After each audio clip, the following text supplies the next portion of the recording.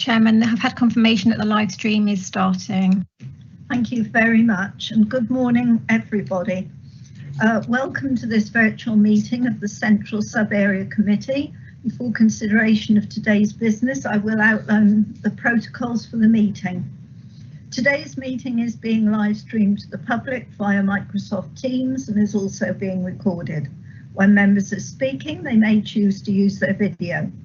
If the Council's live stream fails during the meeting and we cannot share the proceedings, I will adjourn the meeting so that access can be restored.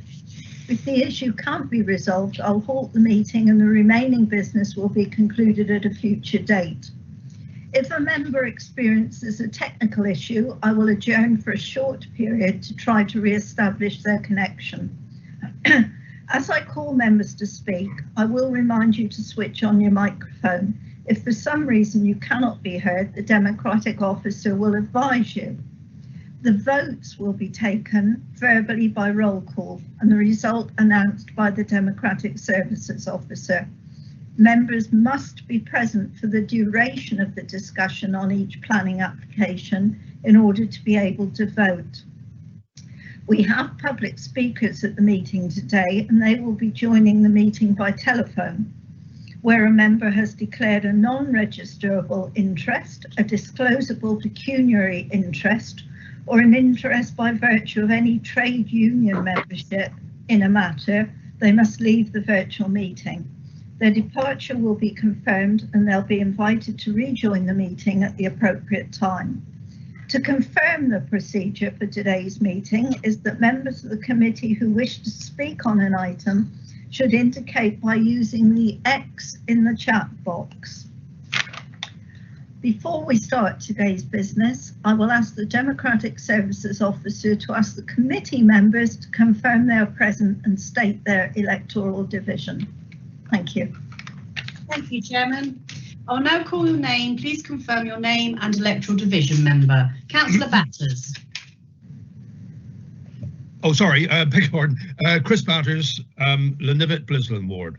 Thank you. Councillor Brown. Good morning. Malcolm Brown, Councillor for St Austell, Bethel. Councillor Bull. Jackie Bull, Councillor for St Austell, Poltaire. Councillor Dyer.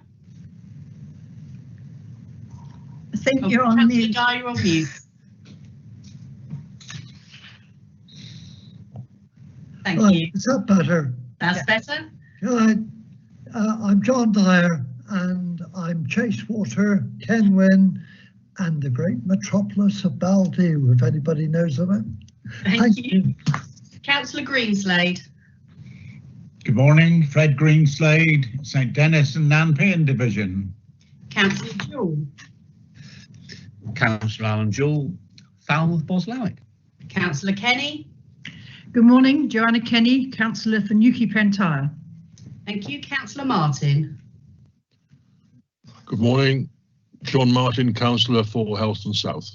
Thank you. Councillor May.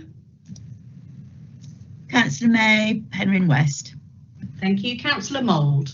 Good morning, Carol Mould, Councillor for St Member and St Endelian Division. Thank you. Councillor John Thomas. Good morning, Cornwall Councillor John Thomas, Lanner and Stillians Division. Thank you. Councillor Williams. Good morning, everyone. Councillor Peter Williams representing Mabe, St Glovius and Perna-Wardle. And substitute member, Councillor Athelfold. Good morning, Councillor Athelfold, representing Campbell and Treslothan in place of young Martin Albee. Thank you very much. I can confirm that the following officers are also present.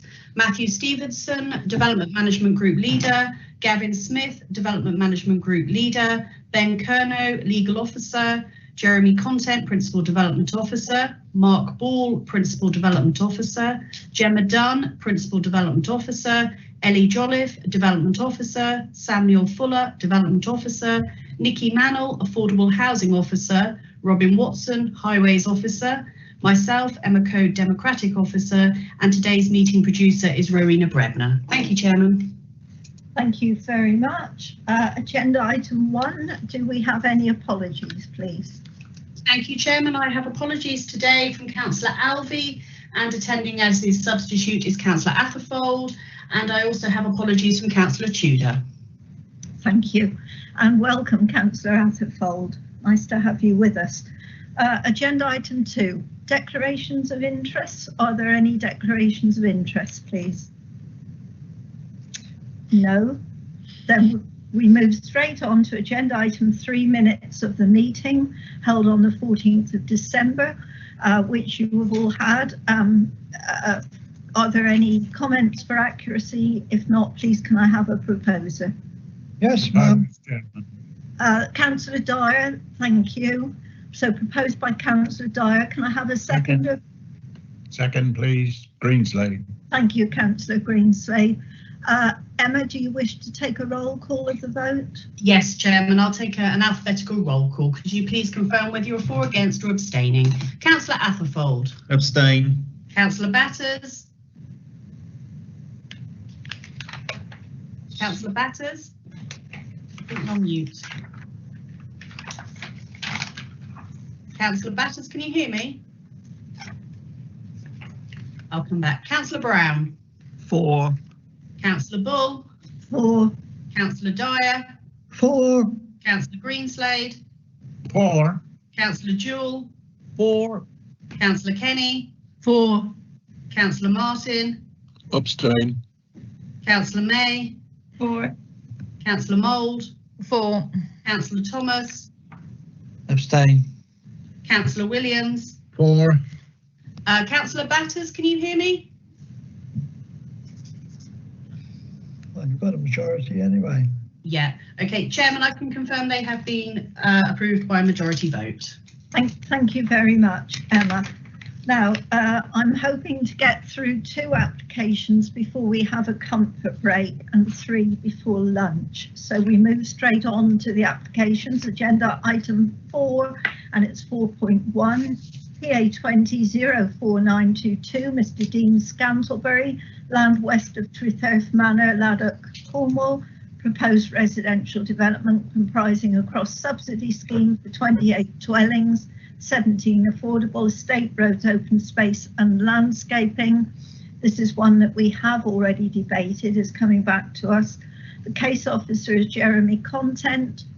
So if you'd like to present, please, Jeremy. Thank you, Chair. Just present that screen.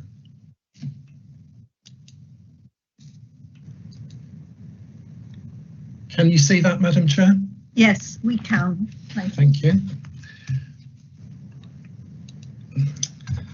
This application was debated by members in December, and it was deferred for a single reason of going back to the developer to allow them to address the balance between open market space and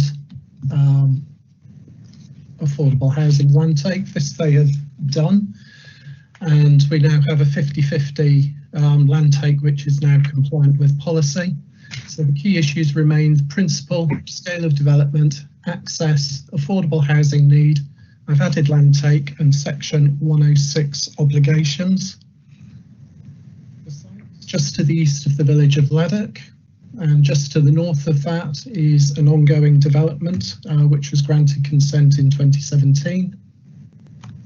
And a bit of a closer view, and the access would be from the south. Existing development at Trethurth Villas. Real view, you can see the village to the west.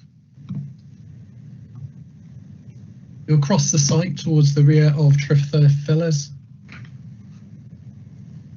And again, across the site to Trethurth Villas with the ongoing developments just visible to the north. And again, looking south, and where we can see the hedge line just here, the road is on the other side of that, just a slightly lower level.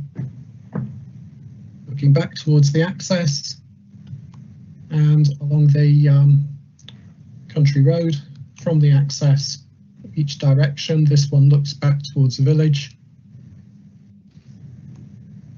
Looking looking into the site, so you can see the land rises slightly from the road. Okay, looking at the application site itself. So the area to the north here is currently under development. And this is how it would integrate with that site, with the access running through it. The proposed development is of a very similar type to that already underway in terms of building design and materials, so it'll integrate well with that, and it'll integrate well with the edge of the village, public open space to the east of that access route. It's giving some idea of the street scene, again very similar to the ongoing development.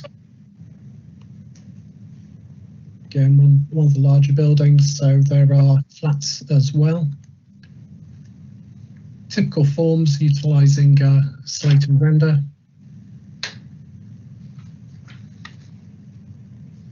And just coming to those balance of considerations, the development through its form and materials, it'll integrate well with the edge of the settlement and the neighbouring development site.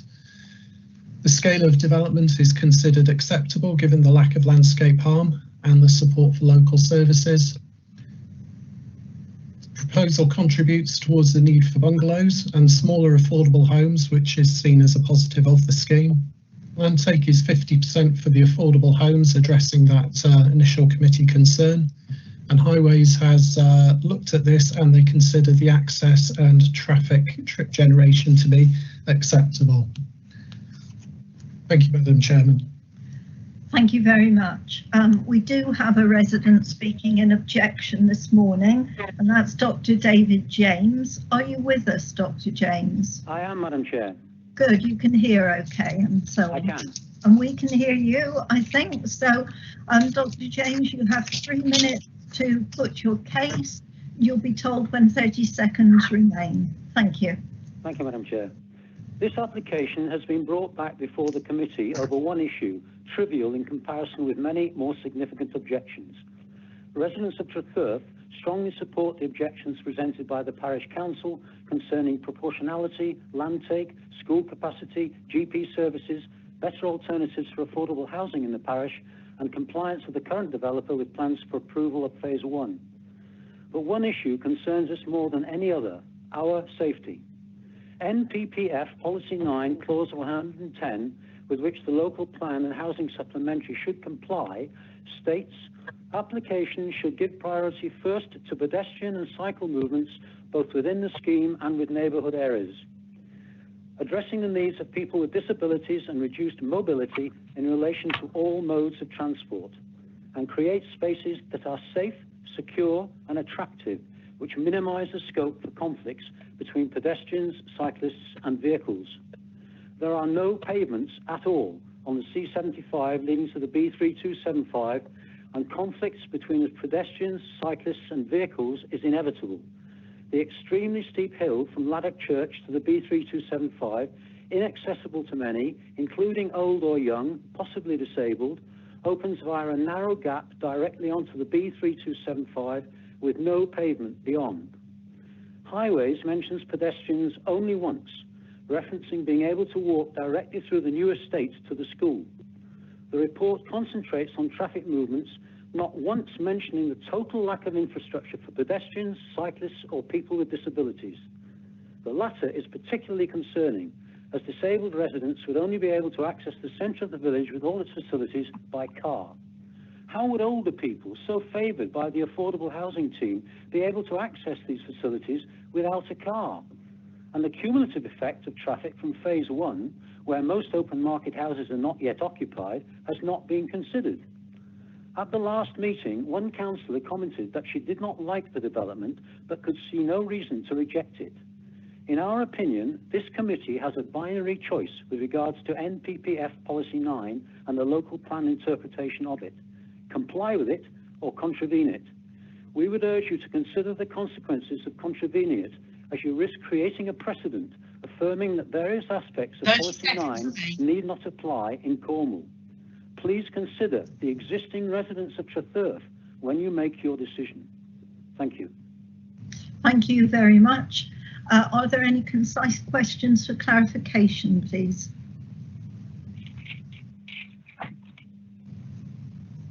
I see no crosses. Would you concur, Vice Chairman? Yes, Chairman, I can confirm. Oh, Emma Coe, Democratic Officer. Carol Mould has put her hand up. yes, thank you. It's just come in. Thank you, Councillor Mould. Sorry, Madam Chair, I went for the hands up function. I apologise. Hello, Dr. James. Can I just ask you to confirm, please, about the school at Laddock? Is it oversubscribed? Does it have spaces? And also, could you also confirm from the proposed site where the nearest bus stop would be and how far you would have to walk from the site to the nearest bus stop, please? Thank you.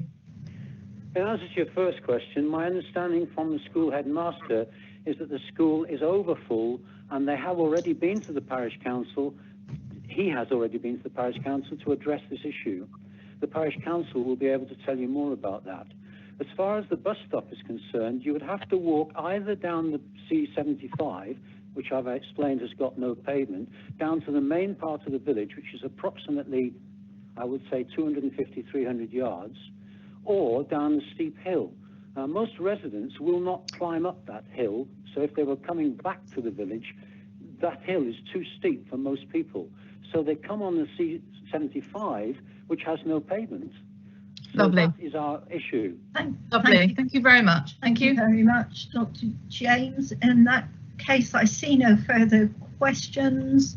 I'll just confirm that with the Vice Chairman. Yes, I can confirm, Chairman. Are we using X's in the box today, please? We are. Thank you. And Dr. James, thank you very much for joining us. Thank you. We move on to Councillor Thomas of Laddock Parish Council, who's also speaking in objection. Can you hear us, Councillor Thomas? Yes, I can. Thank you, and we can hear you clearly. So Councillor Thomas, thank you for joining us. You have 3 minutes to put your case and you'll be told when 30 seconds remain. Thank you, Madam Chair. At the December meeting, councillors raised serious concerns about this application, which was rejected by 6 votes to 4. Councillor Alvey's amendment to defer the decision and ask for a nominal increase in affordable land take may help with compliance, but it does nothing to answer our objections. Nor does it end the hardship being suffered by the existing residents, many of whom live in ex-council or rented houses which have been blighted by the development.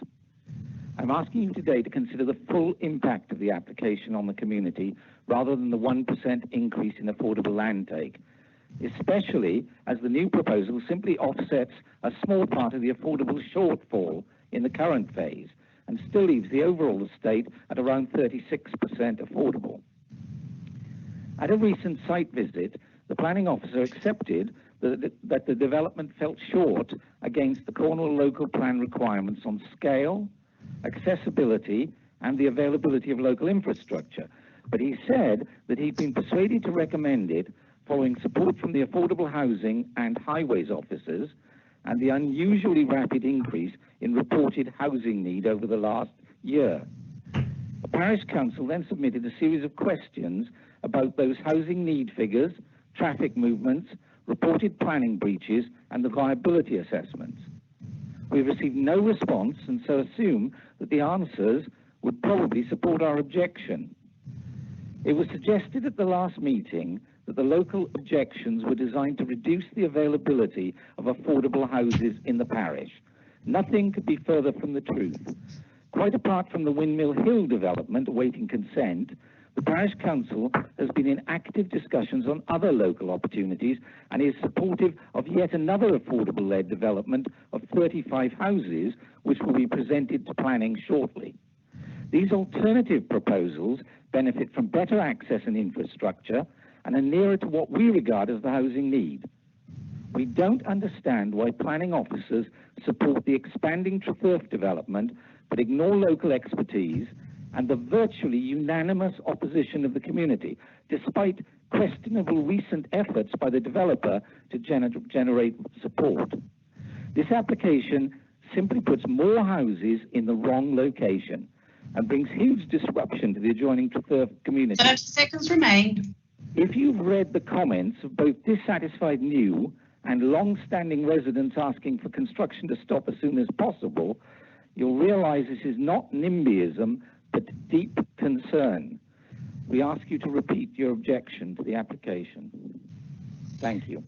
Thank you very much, Councillor Thomas. Are there any concise questions for clarification, please? I see no X's in the box. Would you Councillor Mould. Thank you, Madam Chair.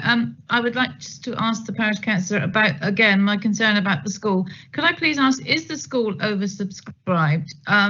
And there does seem to be provision from this development to expand the school. Does the school actually have the room to expand in the way of building?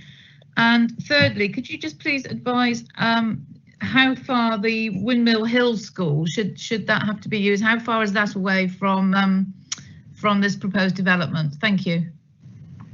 On the first matter of the school, the headmaster and the trust chairman came to see the parish council recently.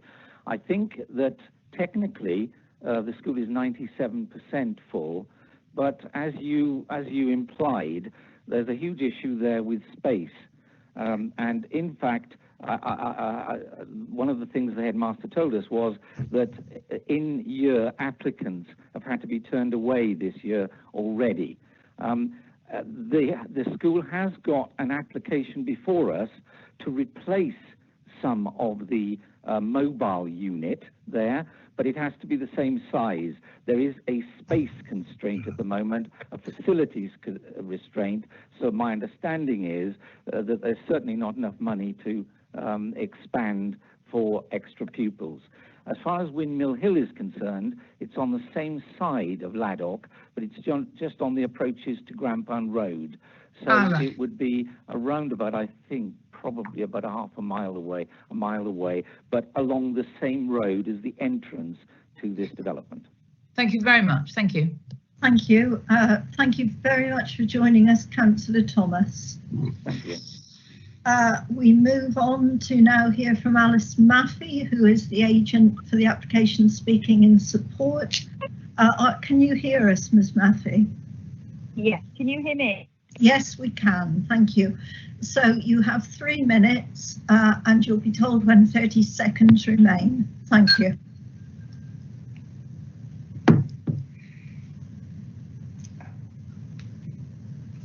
Perhaps you'd like to go ahead, Ms. Maffey. Perfect. Hello everyone, my name is Alice Maffey and I'm a development manager at Ocean Housing. Our housing association owns over 4,700 properties within Cornwall, and we acquire our new stock via grant-funded own build schemes, as well as purchasing Section 106 units free of grant via planning gains. In September 2020, we purchased all 12 affordable homes, 8 rented and 4 shared ownership on phase 1 here.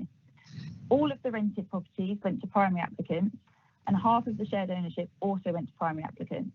Our residents include a school teacher and families who walk 200 metres to get to the local school.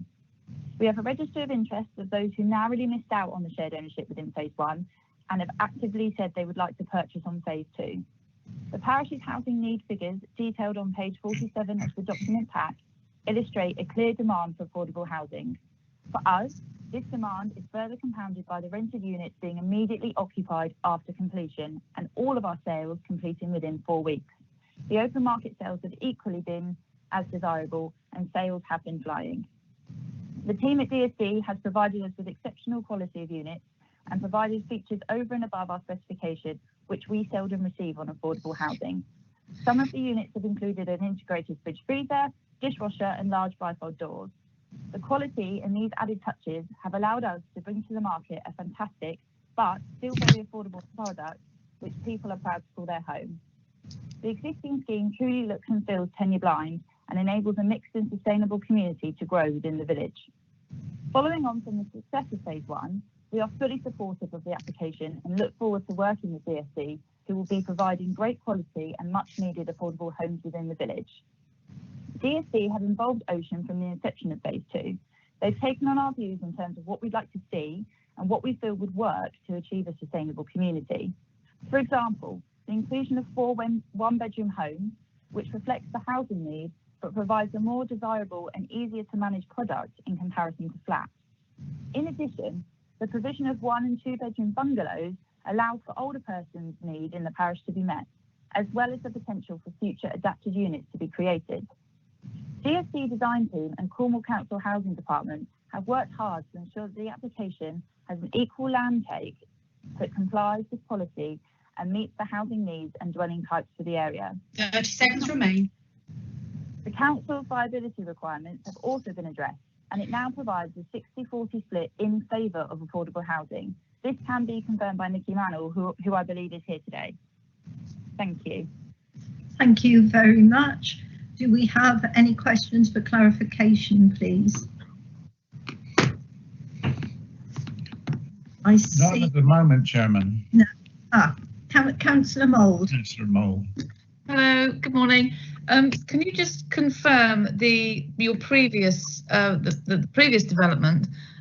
Did you have to cascade out further than the local area? And are they now all full market, open market and rental? And how far outside of the immediate area did you have to cascade, please?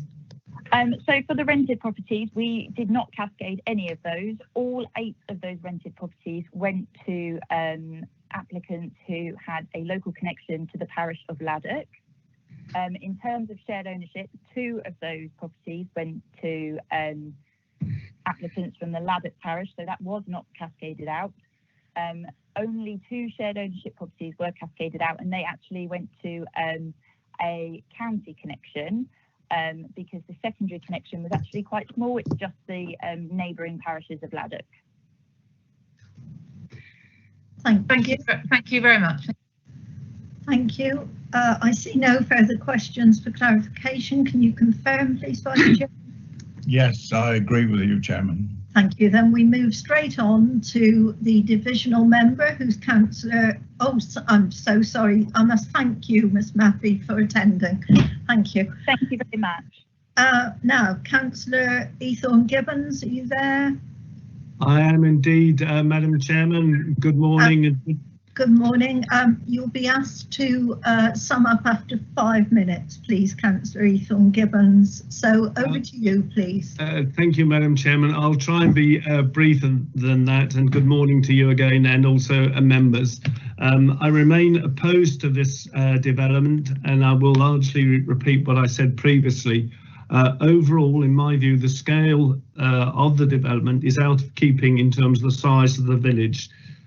And my second concern is on the highway safety issues, both along the roadway beside Traverse Villas with parked cars and children playing, and also at the junction with the road to Grantham Road where visibility is not good, and also at the junction of the road through Laddock where again the visibility is not good. So I may remain very concerned about the risk of accidents.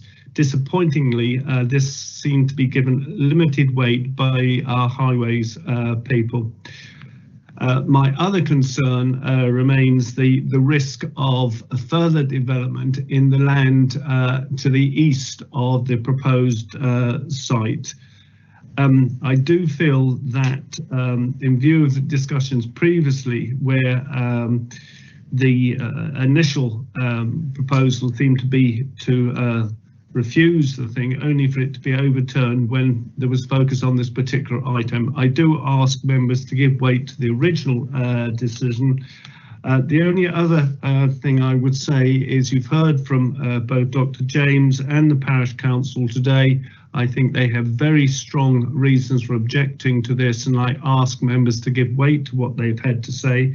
That also, I don't know if members have seen, but an individual did write a letter, and she lives in Traverse Villas, and she was concerned about the falling water pressure and sewage smell as a result of developments there. So there is a potential risk of that continuing, and I would ask officers in particular to give some weight to that. So I think there's very little further for me to say, Madam Chairman. So I do remain strongly of the view that the proposals should be refused in view of the committee's initial decision. That's all I have to say, Madam Chairman. Whether I get a bonus for getting through in less than 5 minutes, I'm happy to accept that, Madam Chairman. You certainly should do today, Councillor Ethel Gibbons. So thank you very much for putting your case so clearly but concisely. Are there any questions, please, for the divisional member? None showing, Chairman. Ah, yes, there is. Councillor Councillor Atherfold, please. Yes, with your local knowledge, it clearly states that Roseland School is 100% capacity and there's no room. So by default, these secondary children will have to get a bus. And I'm just wondering which is the next local school that they'll go to. A very good question indeed. Clearly the proposals here are talking about 106 monies being made available, which clearly would be helpful, but the state of the buildings at the moment are such that I'm not sure that will be sufficient. Honestly, I don't know which alternatives they go to, but certainly the problem about addressing and getting to the bus stop is a significant issue, as has been mentioned by the two guys who spoke earlier. I mean, with my teaching background, ordinarily primary school children are either walked or taken to school by car. Yeah. But secondary school, suddenly children grow legs and an ability to do things themselves and they get a bus. Well, the local school is full. So I'm just wondering how long that bus journey is going to be and if indeed that school is served by a bus. I'm guessing it's going to be somewhere in Truro. I can't answer that question. I don't know. Certainly, as been described earlier, the bus stop is in the middle of the village, and so people will have to walk some distances. And clearly, if they're walking through Traverse Villas and down the road there to the bus stop, because the road is narrow, winding, that is potentially dangerous in my view. Okay, yeah, thank you for that. Thank you. Councillor Kenny. Yes, do you have any information on the extra bill that was talked about by the parish council? Yes, the school is looking to improve its facilities because frankly they're not in a good state. They need to both improve what they've got and provide additional accommodation because the demand there is such that they do need this. Clearly the 106 monies will go some way towards it. I haven't yet been able to compare the amount of money that's being proposed here with what they want, but I suspect it won't be sufficient. I'm sorry, that's not quite what I asked. The parish council mentioned another estate that they're supporting. Oh, that's another one in Grampound Road, completely separate altogether, because they feel that that is a better development location rather than this one. There's a bit about that in the report, Councillor Kenny. Right. Thank you. I see no other questions. Can you confirm, please, Vice Chairman? I think one has just popped up, Chairman. Right. Thank you, Councillor Atherfold again. Yeah, I'm a bit confused. Page 17, the proposal taken cumulatively with the existing development would result in a 50% increase in housing stock in the village. Yep. I'm seeing one letter of support on the following page 19. Is there a need for a 50% increase in housing stock in the village, given that I can't see, apart from Ocean Housing, I can't see anybody else supporting the need? That is a question you can ask the affordable housing officer in a moment, if you wished, or the planning officer. But Councillor Ethel Gibbons, do you wish to comment? Yes, you'll probably be able to better get a response from them in terms of the technical side. In my view, I have seen no evidence of the need from residents in Laddock for this. So the need is from further afield, in my view. Okay, yeah, I was hoping I'd get a more down-to-earth response than the predicted response that I get from Ocean Housing, but thank you. Thank you. I see no further questions. Would you like to confirm, Vice Chairman? Yes, all clear, Chairman. Thank you very much. Then we move on to questions of the Planning Officer, but before we do, I'd like to ask the, first of all, I believe we have Mr. Watson here, yes? Highways? Mr. Watson, are you here? Yes, that's correct, Jackie, I'm here. Thank you, Robin. Robin, Dr. James raised some questions on highways and pavements. It might help to answer varying members' questions if you make some response first, please. Would you like to respond on the points made by Dr. James? In terms of the footway accessibility, it's important to consider the phase 1 development, and when the appeal inspector looked at that, there were no sort of issues raised in terms of what was proposed there for footway and connections to the school and bus stops. So this is a phase 2 application, and so in order to request something different, I think we'd struggle, to be honest. So that's sort of the reasons why there's no additional footway proposed. I hope that helps. So you're saying it's policy compliant because of phase 1? I'm saying that it would be difficult to request anything above and beyond phase 1 because the sort of means of access to the school and the bus stops are essentially the same. Right, thank you. Councillors are asking if you could share the screenshot of the road just for a moment, please. Through you, Chair, could I ask the case officer to point out the footpath link through phase 1? Yes, sir. I'm not sure if you pointed that out before, but in the basically the northwest corner is the footpath link, so yeah, so you can point that out on the layout plan.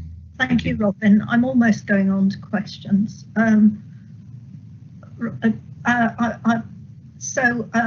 Jeremy, are you still there? Yes, Chairman. Could you point out the, could you show the footpath and the picture of the road, please? But then before we go on to further questions, would you like to address the Parish Council's point about scale and accessibility and what the committee should be considering today? And then we'll take individual questions. Thank you. Okay. Thank you, Madam Chair. Can the committee members see the proposed layout plan? Yes. Thank you. Okay, so we have the existing development, which is nearing completion to the north. The principal access for the new development would be from the south through here. There are footpaths either side of this. So you do have this pedestrian link going up through, and then you can either come out here or you can come through, apologies for the cursor, along through this link here. And if I just try and go back before I show you the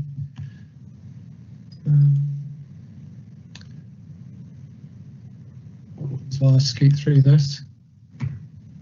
Okay, so that's this footpath link here onto the junction, and then we have the church and school down here.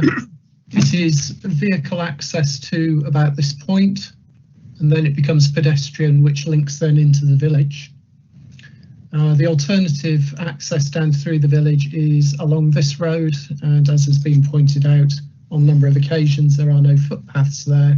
There are a number of turns in the road which do limit visibility, but speeds are generally low. And as Robin has said, we do need to consider that the situation is a little different to what was accepted for phase 1.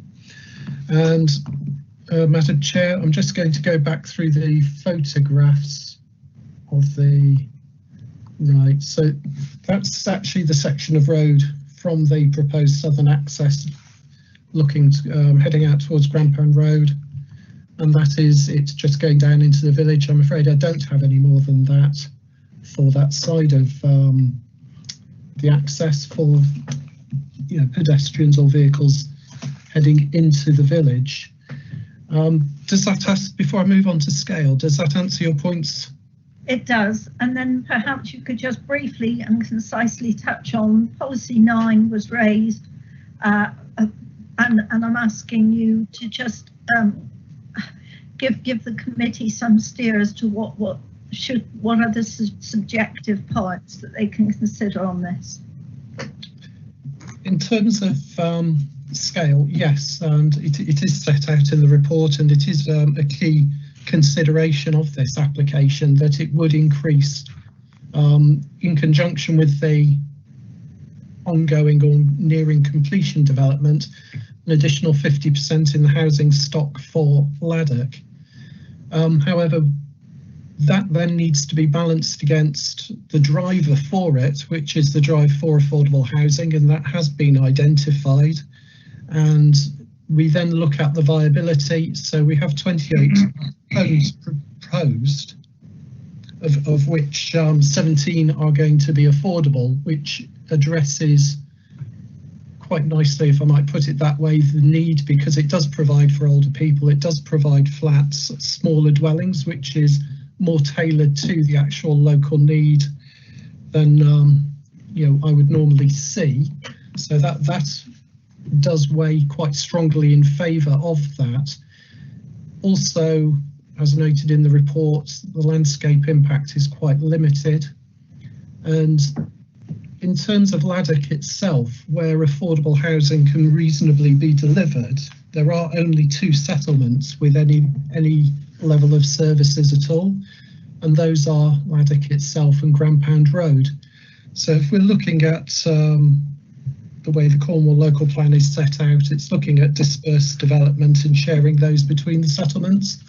So yeah, we would expect Laddock to take a certain proportion of that additional housing need rather than focusing it all on Grandpound Road.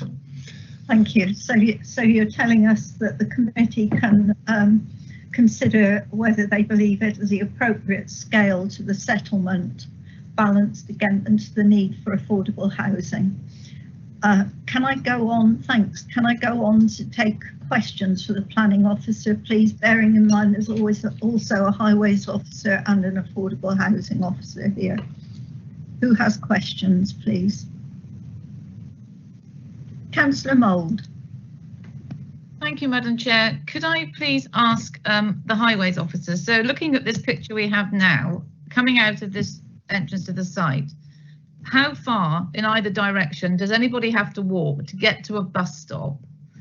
And also, I'm slightly baffled by the statement that we're doubling the size of the houses and there's no extra need for safety provision in the way of footpaths, or is that what I'm hearing? That they feel that what they've got is adequate to double the size of the housing? Who wishes to take that one? Robin? Yeah, I'll take that one, Jackie. So in response to the first question, the nearest bus stop is approximately 400 metres away, and that's on the main road that runs through Laddock. I think, as we've already mentioned, the southern road that leads down to the, I think it's the B, just one moment. B75. The B3T75. So the main road that leads from the development down to the B3T75 has no footways, but it's more that northern road that follows the school and then turns into a footway that you'd be sort of considering people would want to be walking along, and there is a footway sort of connection to the junction up there, as outlined by Jeremy previously. The second question, yeah, again, it's referring back to that phase 1 development, which was sort of termed at appeal, and that was only a couple of years ago, and the situation really hasn't changed apart from the increase in the traffic associated with this development. And I think, as you can see in my response in the committee report, the trip generation figures in terms of the number of extra vehicles that would be putting onto the local highway network aren't really, in the grand scheme of things, that significant. So I hope that helps. Yes, it does. Thank you.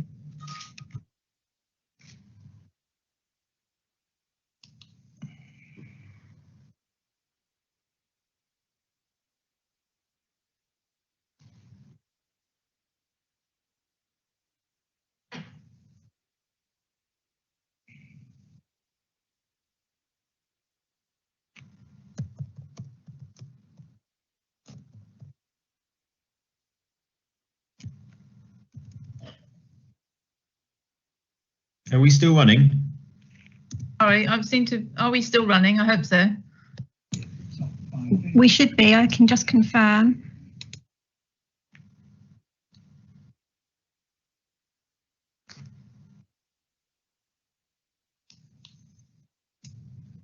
Gone quiet here as well.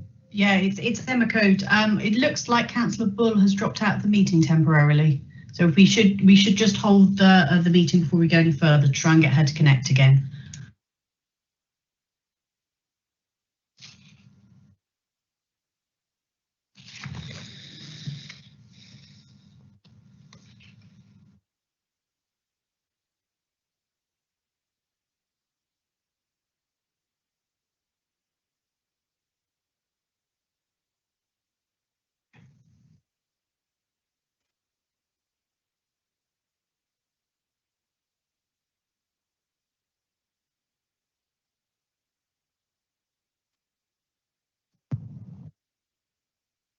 I apologise, everyone. Can you hear me? Yes, Chairman. Yes, we can, yeah. I'm so sorry my internet went down then. I am very sorry. If it happens again, we'll think what to do. Chairman, we paused while we reconnected you.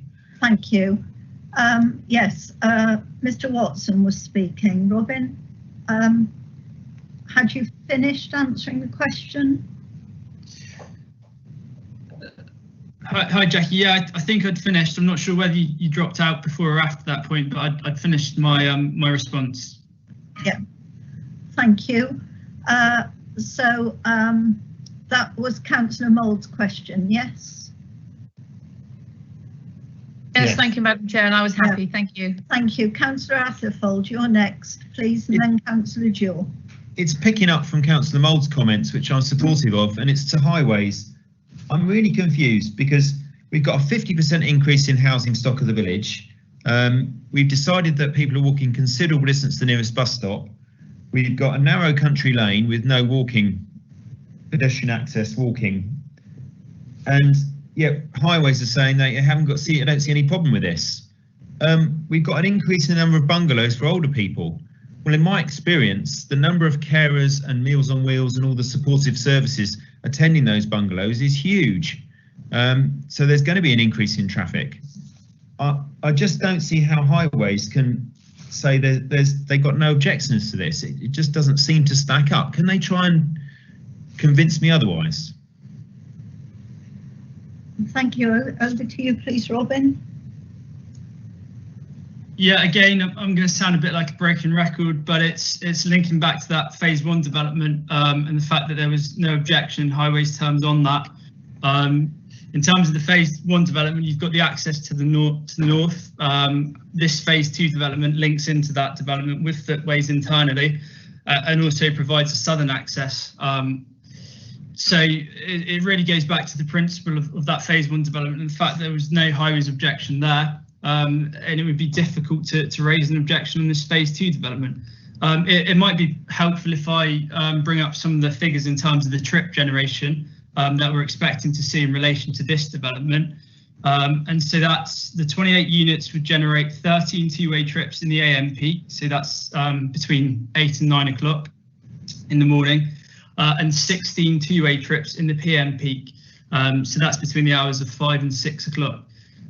So I hope that addresses your question, Councillor. I'm afraid I'm not convinced that, one, these are estimates of the new vehicle figures, they're not hard figures, and I can't see how you can base your figures for the current development, the proposal, against the current one ongoing. I don't really see that it stacks up. Can I just clarify, what do we mean by the absence of PIAs? So PIAs are personal injury accidents. So that's any collision that's occurred on the local highway network where police have attended and reported an accident. And they're given 3 different classifications: slight, moderate, or a fatality. So you're saying that because there aren't any at the moment, there won't be any in the future, despite the increase in traffic? No, it's not correct. Looking at personal injury accident statistics is just one facet that we look at in a planning application. It's not necessarily saying that because there are none at the moment that there wouldn't be any in the future. It's merely just one sort of aspect we look at. But it is an indication. It's not a hard and fast true rule, but it is an indication that the existing local highway network, with the current levels of traffic on it, operates satisfactory. And I think as I've outlined the trip generation figures, that they're quite modest in relation to this development. They are, as you outlined, they are estimates, but they're estimates using a software package called Trix, and that's basically where there are a number of similar sites throughout the UK where traffic surveys have been undertaken, and traffic levels from similar sized developments basically recorded. And it's the same approach we'd use on any site throughout Cornwall, where we're looking at gaining an understanding of what a development might generate in terms of traffic movements. So we've used an algorithm to forecast what we think the traffic or PIAs, etc., might be. Yeah, in terms of it's a software package. It's not for the personal injury accidents, it's for the trip generation. So the number of vehicles you'd be expecting to enter and leave a development in any given hour. Okay, all right, thank you. I think the question's been answered. Right, thank you. Councillor Jewell and then Councillor Kenny, please. Yeah, this is for the planning officer, Jeremy. Yeah. Could you bring up a slide showing the actual layout of the houses, please? Because I need some clarification on the land take for this proposal, please.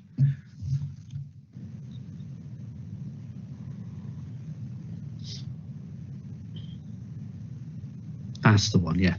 So to the south, you got your cursor there, please, Jeremy? Can you show me the open market houses and the affordables, please? I'm afraid I cannot from this slide. What's this layout here? There's a layout there. There's a layout of semis there, and then there's 2 blocks of like terrace at the bottom. Yeah. So, well, for interest, these are the bungalows. 4 bungalows. Here you've got a block of, well, there's 2 flats here, split horizontally, 2 flats, and then you've got 2 beds in here. So they're all affordable. Yeah. And then we've got you know, a mixture here. So right. Yes, you know, it is pretty much, you know, 10-year blind, and the affordable housing people are happy with that. I mean, obviously the larger ones are going to be the open market, but in terms of the appearance of those buildings, they all follow the same design theme. Okay, thank you very much indeed. Thank you. Thank you. Councillor Kenny. Thank you, Chair. I share the concern of the local member of the possible development to the east. So I'm wondering whether there has been any discussion on a development to the east. And on top of this, is there phase 3 to go along with phase 2? Thank you, Madam Chair. I respond to that. Thank you. There's been no discussion of phase 3. What I would say, and I know this was raised as a concern by members at the last meeting, wasn't really addressed, is that I've not seen a pre-application following on from this this particular phase, if we call it that. And it is of note that this area, if you can see my cursor on the screen here, is at a much higher level, so it does introduce different considerations. This area here as well, you know, if we're looking at further development, we would not only have to have a look at what the affordable housing need would be and but also you would bring much stronger consideration of the landscape impact in terms of what is happening. So at this stage, there is no certainty for those two bits which are being arbitrarily sort of divided by the by this plan, in terms of bringing those forward at a later date. I mean, you might sort of look at this part of the highway and say, well, that finishes there, but usually that is done simply for adoption purposes if they're looking to get that adopted. But there's been nothing concrete come forward in terms of bringing those forward at this stage, and they would bring with them different considerations. Thank you, Madam Chair. So this wouldn't be considered a precedent? Not at all, no. Thank you. Councillor Atherfold, I've got you in the message chat box again. Is it another question? No, not that I can think of. I think I've made the point, and other people have emphasised that. Thank you. Before we move on, because we're talking about highways here a lot, Matt Stevenson, I wonder if I could bring you in again to make very clear what would be defendable in terms of what the committee could consider here, please. What should be their subjectivity? I think that would help everybody. Quite a difficult one for me to answer. I'm not sure if there's much subjectivity around the highways bit. I mean, you've already been told that vehicular access onto the southern route. That's what I'm saying. That meets, the visibility displays for this type of road.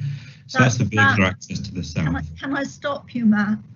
That's the point in a way. What I'm saying is, I don't want the committee to perhaps take half an hour to debate highways if that's not something that they could then move forward with in terms of their consideration. Can you help the committee by outlining very clearly what is the consideration here for them?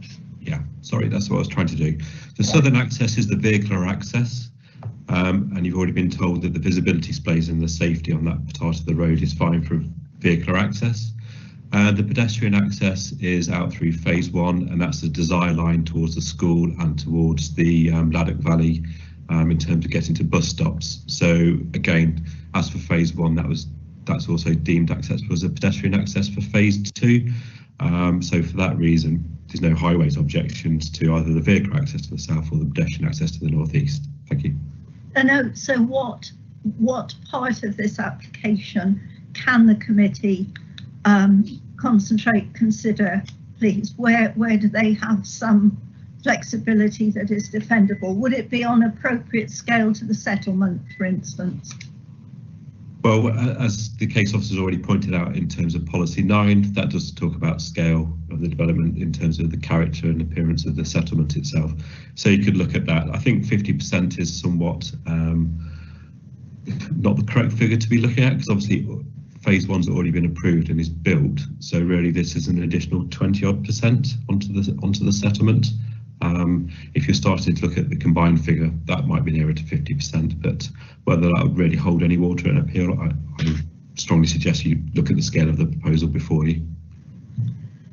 Right, thank you. I see no further questions. Would you concur, Vice Chairman? Yes, I agree, Chairman. Thank you. Then we move into debate, please. Unless any of the officers wish to say anything further at this point, and we move into debate. Who wishes to start, please?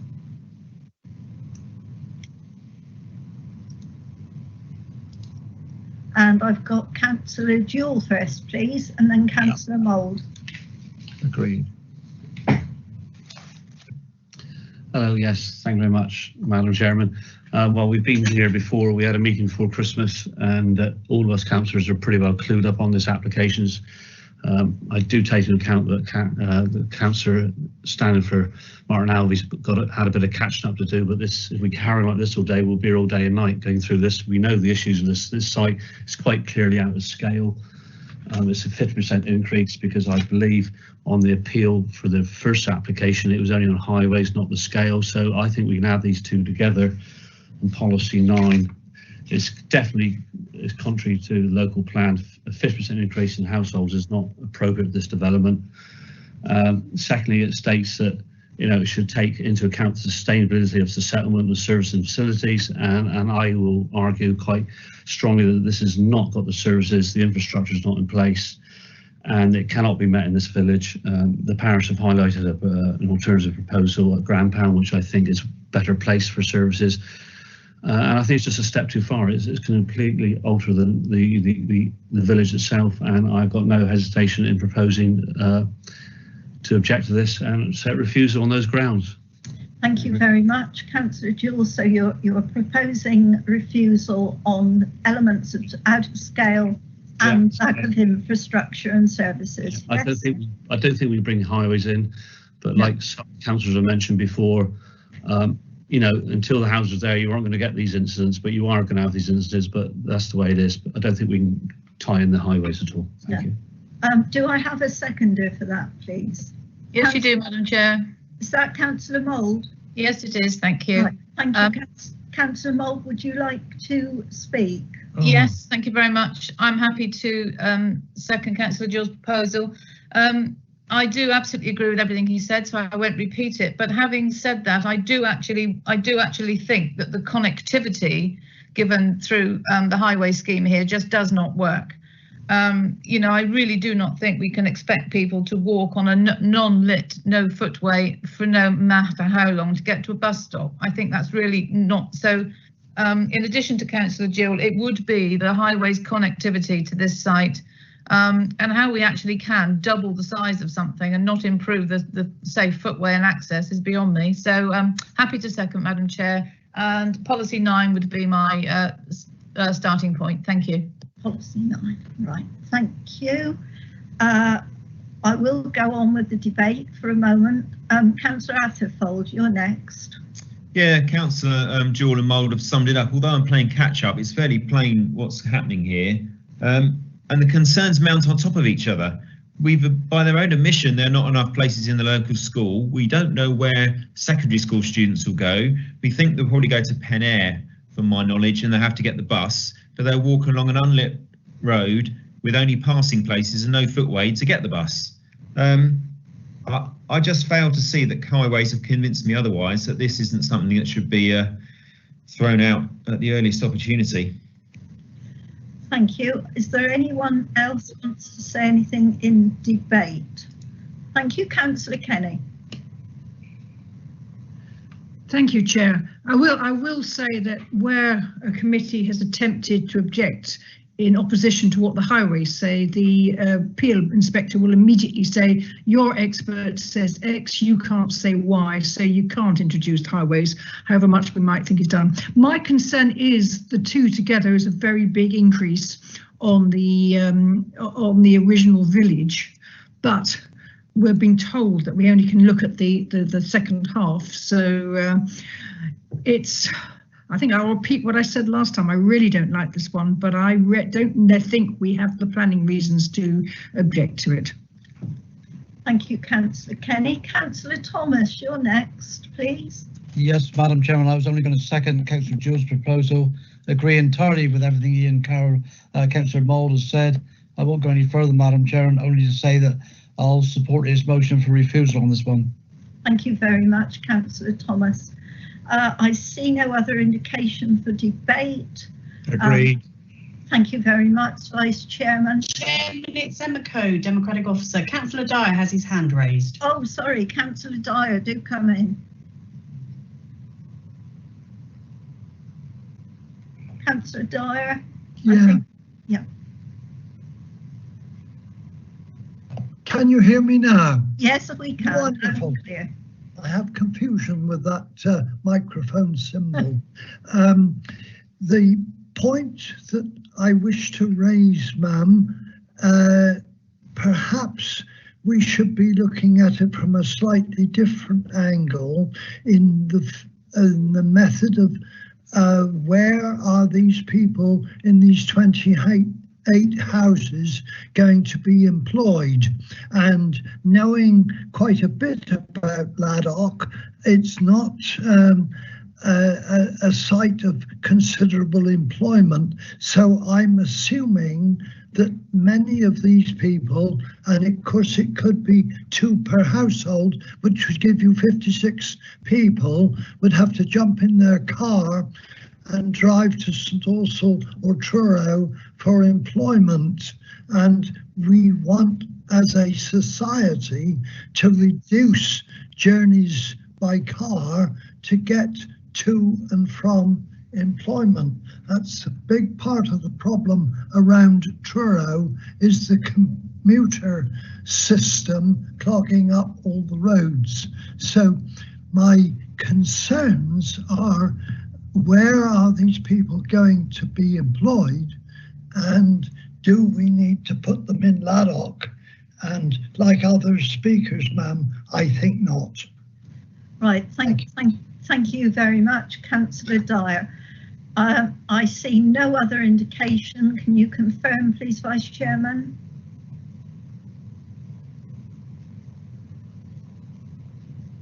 Hello, Vice Chairman, can you confirm no one else indicating? Councillor Thomas is indicated, is he? I know that was earlier.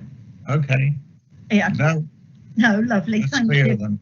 And can I confirm, Matt, can you confirm that you're happy or content, I won't say happy, with the reasons for refusal around policy 9? Did you want to help by adding any more to the wording? Matt Stevenson.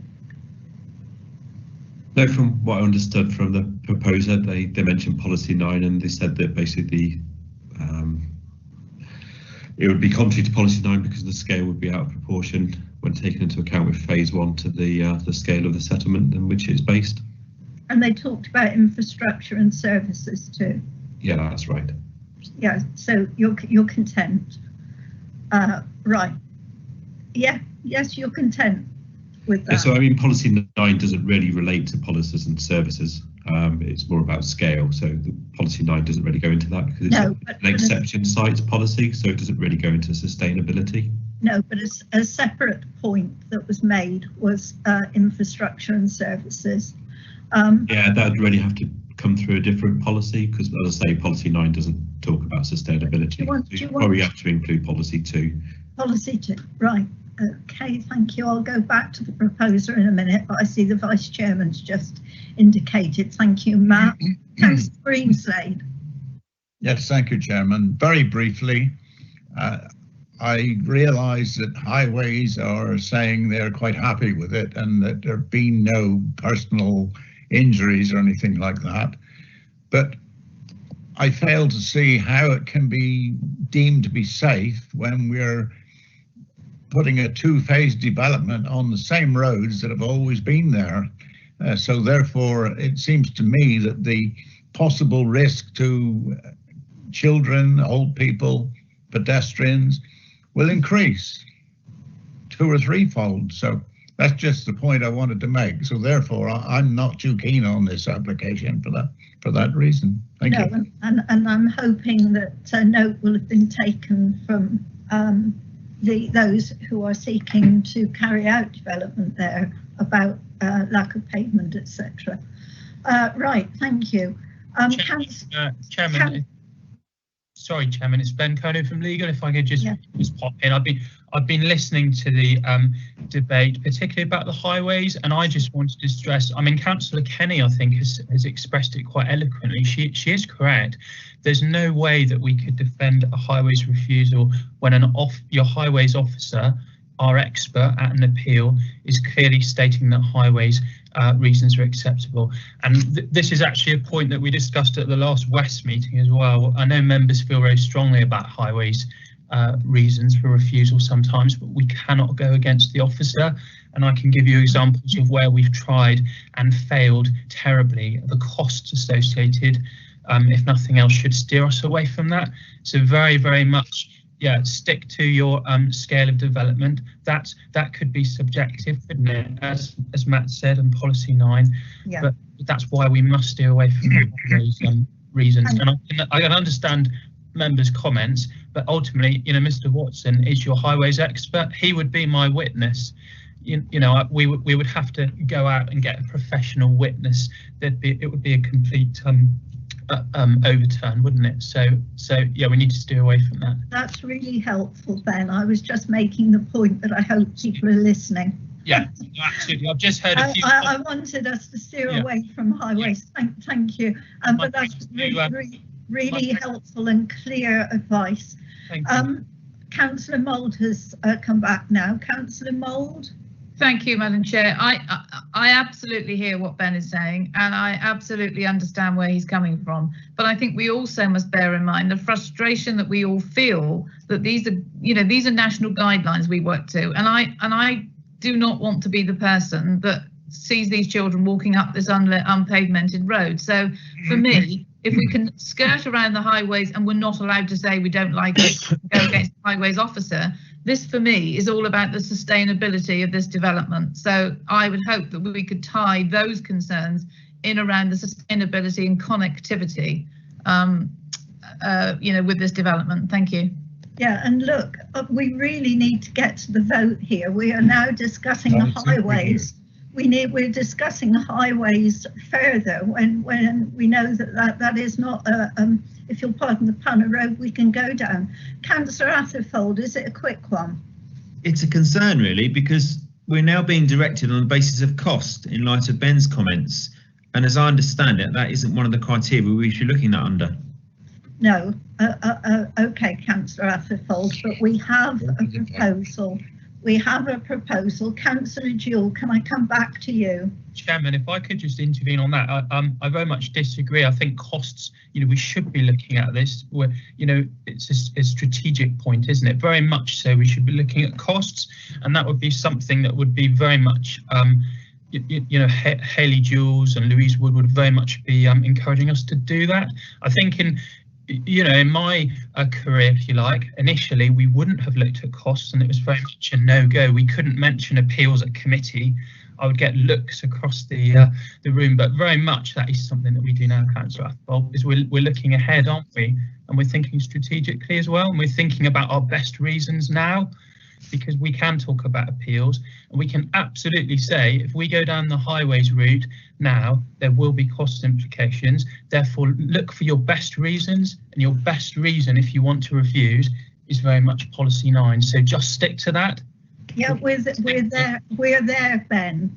We are now going off on a red herring. And Councillor Atherfold, maybe you could address your concerns and debate on this with officers outside of this committee.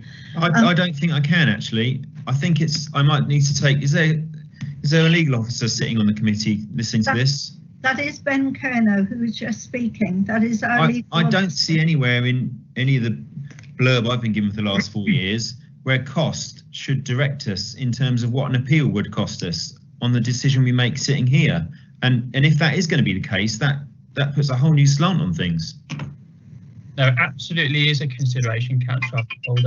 Every committee, I would say, and I'm happy to have a conversation with you outside. Thank you. As Councillor Bull said. Yeah, good idea. Thank you. Please do. Right. Meanwhile, I'm going back to Councillor Jewell. Councillor Jewell, I think we've had some helpful advice there, which is concurring with the wording of your proposal. Are you happy with that? Policy 9 out of scale, policy 2, infrastructure and services. Yeah, I think I said that quite a while ago. Yeah. So we just Sure, I know. Councillor Let's Mould. get to the vote, please. And Councillor Mould, are you happy with the seconding? Yes, thank you, Madam Chair. Thank you. Then please let's go to the vote. Emma, would you like to take the vote, please? Thank you, Chairman. I'll do an alphabetical roll call if you could indicate whether you're for, against or abstaining from the proposal. Councillor Atherfold. Councillor Atherfold against. You're against refusal. No, sorry, for refusal. Thank you. Councillor Batters. Against refusal. Councillor Brown. For. Councillor Bull. I'm abstaining on this one. Oh. Councillor Dyer. For. Councillor Greenslade, For refusal. Councillor Jewell, For refusal. Councillor Kenny, Against refusal. Councillor Martin, For. Councillor May, Against. Councillor Mould, For refusal. Councillor Thomas, For refusal. Councillor Williams. For refusal. Name recorded, please. Thank you, And Chair. then I we'll confirm. Does Oh. anyone else asking for name?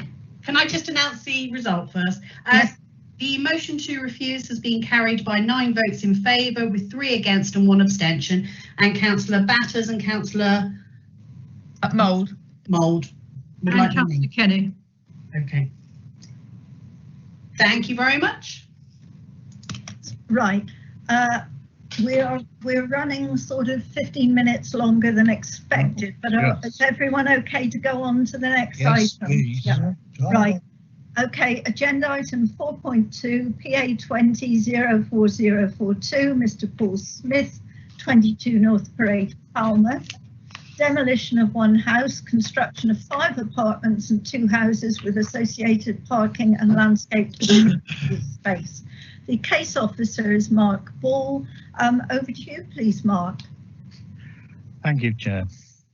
I'll just share my screen.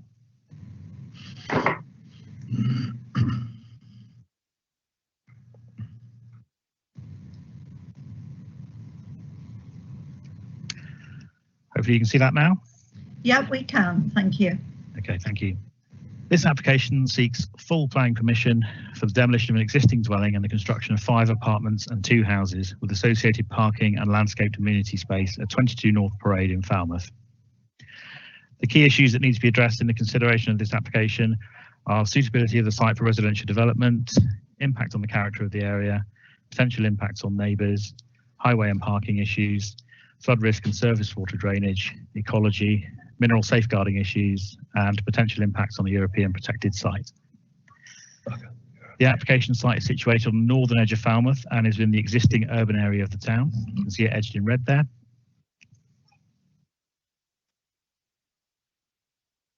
The site is currently occupied by a detached bungalow at its southern end, close to North Parade, and its private garden to the rear.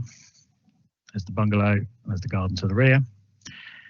Penryn River is to the north, and residential development to the west, east, and south. It's an aerial view of the site. Now, this slide shows the proposed block plan. You can see here that the block of 5 apartments will be situated at the southern part of the site fronting North Parade. That's here. The 2 dwellings would be situated in the northern part of the site fronting the river. And that's these 2 here. Now, this slide is useful because it shows the established pattern of development with buildings fronting North Parade and tandem built development to the rear of these buildings. So here we have North Parade running through here, and here we have existing development and the proposed scheme fronting onto North Parade, and development to the rear here, tandem development, which is accessed off North Parade as well, fronting the river. So in recent times, we've had demolition of the original property here and the erection of a large apartment building, 1 to 7, so the slipways, there's 7 apartments there. Next to the application site, we have Pufford House here, another 5 apartments here. And again, to the rear, we've got 4 dwellings here, and then we have existing dwelling here, another one here to the rear at 24. So that shows that established pattern, which has been taking shape along North Parade. And this scheme would mirror that and will continue that theme with development to the rear here, accessed off North Parade. The density development will be very similar to existing development established here. It's identical to the density development here. So it mirrors what's going on there and continues that pattern. This slide shows the proposed site layout with the building containing the 5 apartments fronting North Parade and 2 detached dwellings to the rear facing the river. The access will be in the same position as the existing access serving the bungalow, and that's in this position here. There's North Parade, proposed apartment building there, 2 dwellings to the rear. So the access comes through here to a shared parking area at the rear. Parking will be provided for 9 cars in total, 2 each of the 2 for the 2 dwellings and 1 each for the apartments. And this level of parking provision accords with the council's parking standards, and given the sustainable location of the site within the town, that's considered to be acceptable. The 2 dwellings will each benefit from their own private outdoor amenity space to the rear here. whilst the apartments would have their own balcony or terrace area. The layout of the buildings within the site is considered to be appropriate, having regard to the pattern of development in the areas I've previously shown, and taking into account the relationship with neighbouring development with regard to impacts upon amenity in terms of overlooking, overshadowing, loss of outlook and disturbance. And the amendments to the scheme that have been negotiated, as described in the report, ensure that there be no harmful overlooking of neighbouring properties because of changes to the design of balconies and terraces, including through the introduction of privacy screens, and these will be secured by a planning condition. So we'll see from the elevations in a minute that we have privacy screens introduced along the flanks of the terraces and balconies, and redesign of the balconies in terms of making them a lot narrower in order to restrict views that are available towards neighbouring properties. And in particular, number 24 here has a roof terrace, and we've had an objection from this neighbour in terms of potential for overlooking. Following the negotiated amendments of the scheme, and having carefully assessed it, officers are of the view that the overlooking is restricted significantly. There would still be views possible of the roof terrace, but it would not be significant enough to warrant refusal, in my view. And views, there will be oblique views there, but views are directed towards the river. That's where people using these outdoor spaces and balcony would be looking towards the river. Now this slide shows the floor plans and elevation of the proposed apartment building. So to the bottom here, bottom image, that's the view from North Parade. So there's the proposed apartment building with neighbouring buildings either side here. And then this view at the top here, top corner, this is the view from the rear. So we have balconies to the rear here and privacy screens, which are in here, and these balconies set back into this area here. So the balconies do not project out, and that restricts any views to the side. The scale, design and appearance of the building, including the palette of materials, which include render and slate hanging, is considered to be appropriate in this context.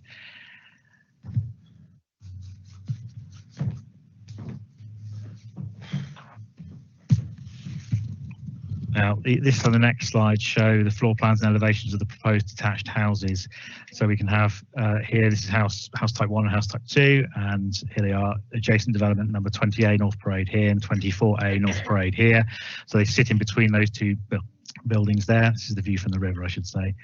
And then this is the view, the bottom here, within the courtyard. So they have an appearance of the single-storey buildings from within the courtyard due to the, as you can see here, the level change at this end of the site. That's the second house. Now this slide shows the proposed development as it would be adjacent to the foreshore of the river. So the existing plan, which is this one here, shows the existing concrete platform here, which in the photo at the bottom is this platform here, and then the slipway which runs down onto the foreshore, which is at the end there. And the red line here, which is on this photo, illustrates the extent of built development. So if you look at the plan here, built development would extend out to the edge of where this concrete platform is now, and that reflects development as number 24A, which comes right out to the edge of the foreshore here, and then the other side, number 20A, which you'll see from photos in a minute, make it a bit clearer, also extends out. So it sort of mirrors that pattern of development there out towards here, but it would not encroach onto the foreshore. Now this is some contextual information, strip elevations. The top view is the development in the context of North Parade. So here we have the proposed block of apartments here.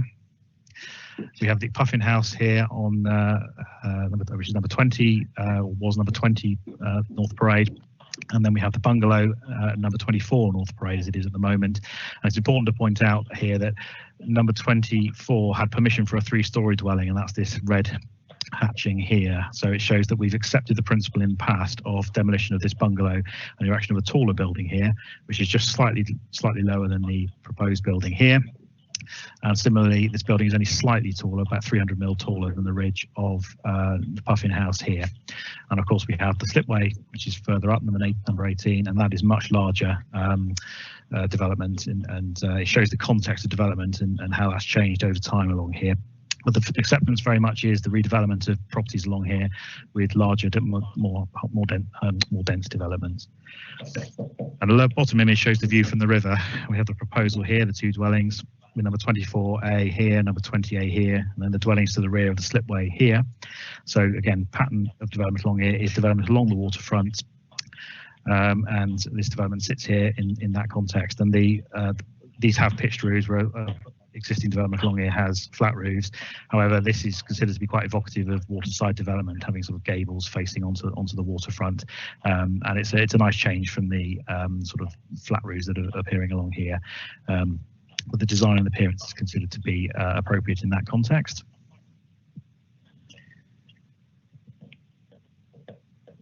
I'll just quickly go through these. This top view is an artist's impression of the development viewed from North Parade. So here's the proposed block of flats. You can see the houses to the rear here. There's the Puffin House and then the slipway here. So we can see very much it's sort of following that pattern of flats on this side of the road here. And the bottom view is a perspective image showing the two houses in context here. You can see the neighbouring number 20A and 24A here. There's the flats to the rear. These are some photos. So we have top left here is the application property, number 22, with Puffin House here. This bottom image shows number 24, North Parade. And remember, this has permission for demolition of a much larger 3-storey property on this site here. So the principle of demolition and replacement with larger buildings along here has been established. And then this image here on the right-hand side shows the context of the existing large-scale flats here. So the building, this is the existing property, and the building would sit in this spot here. So it would be viewed in this context. So there we have, just showing those buildings a bit closer, so you can see the scale of development here.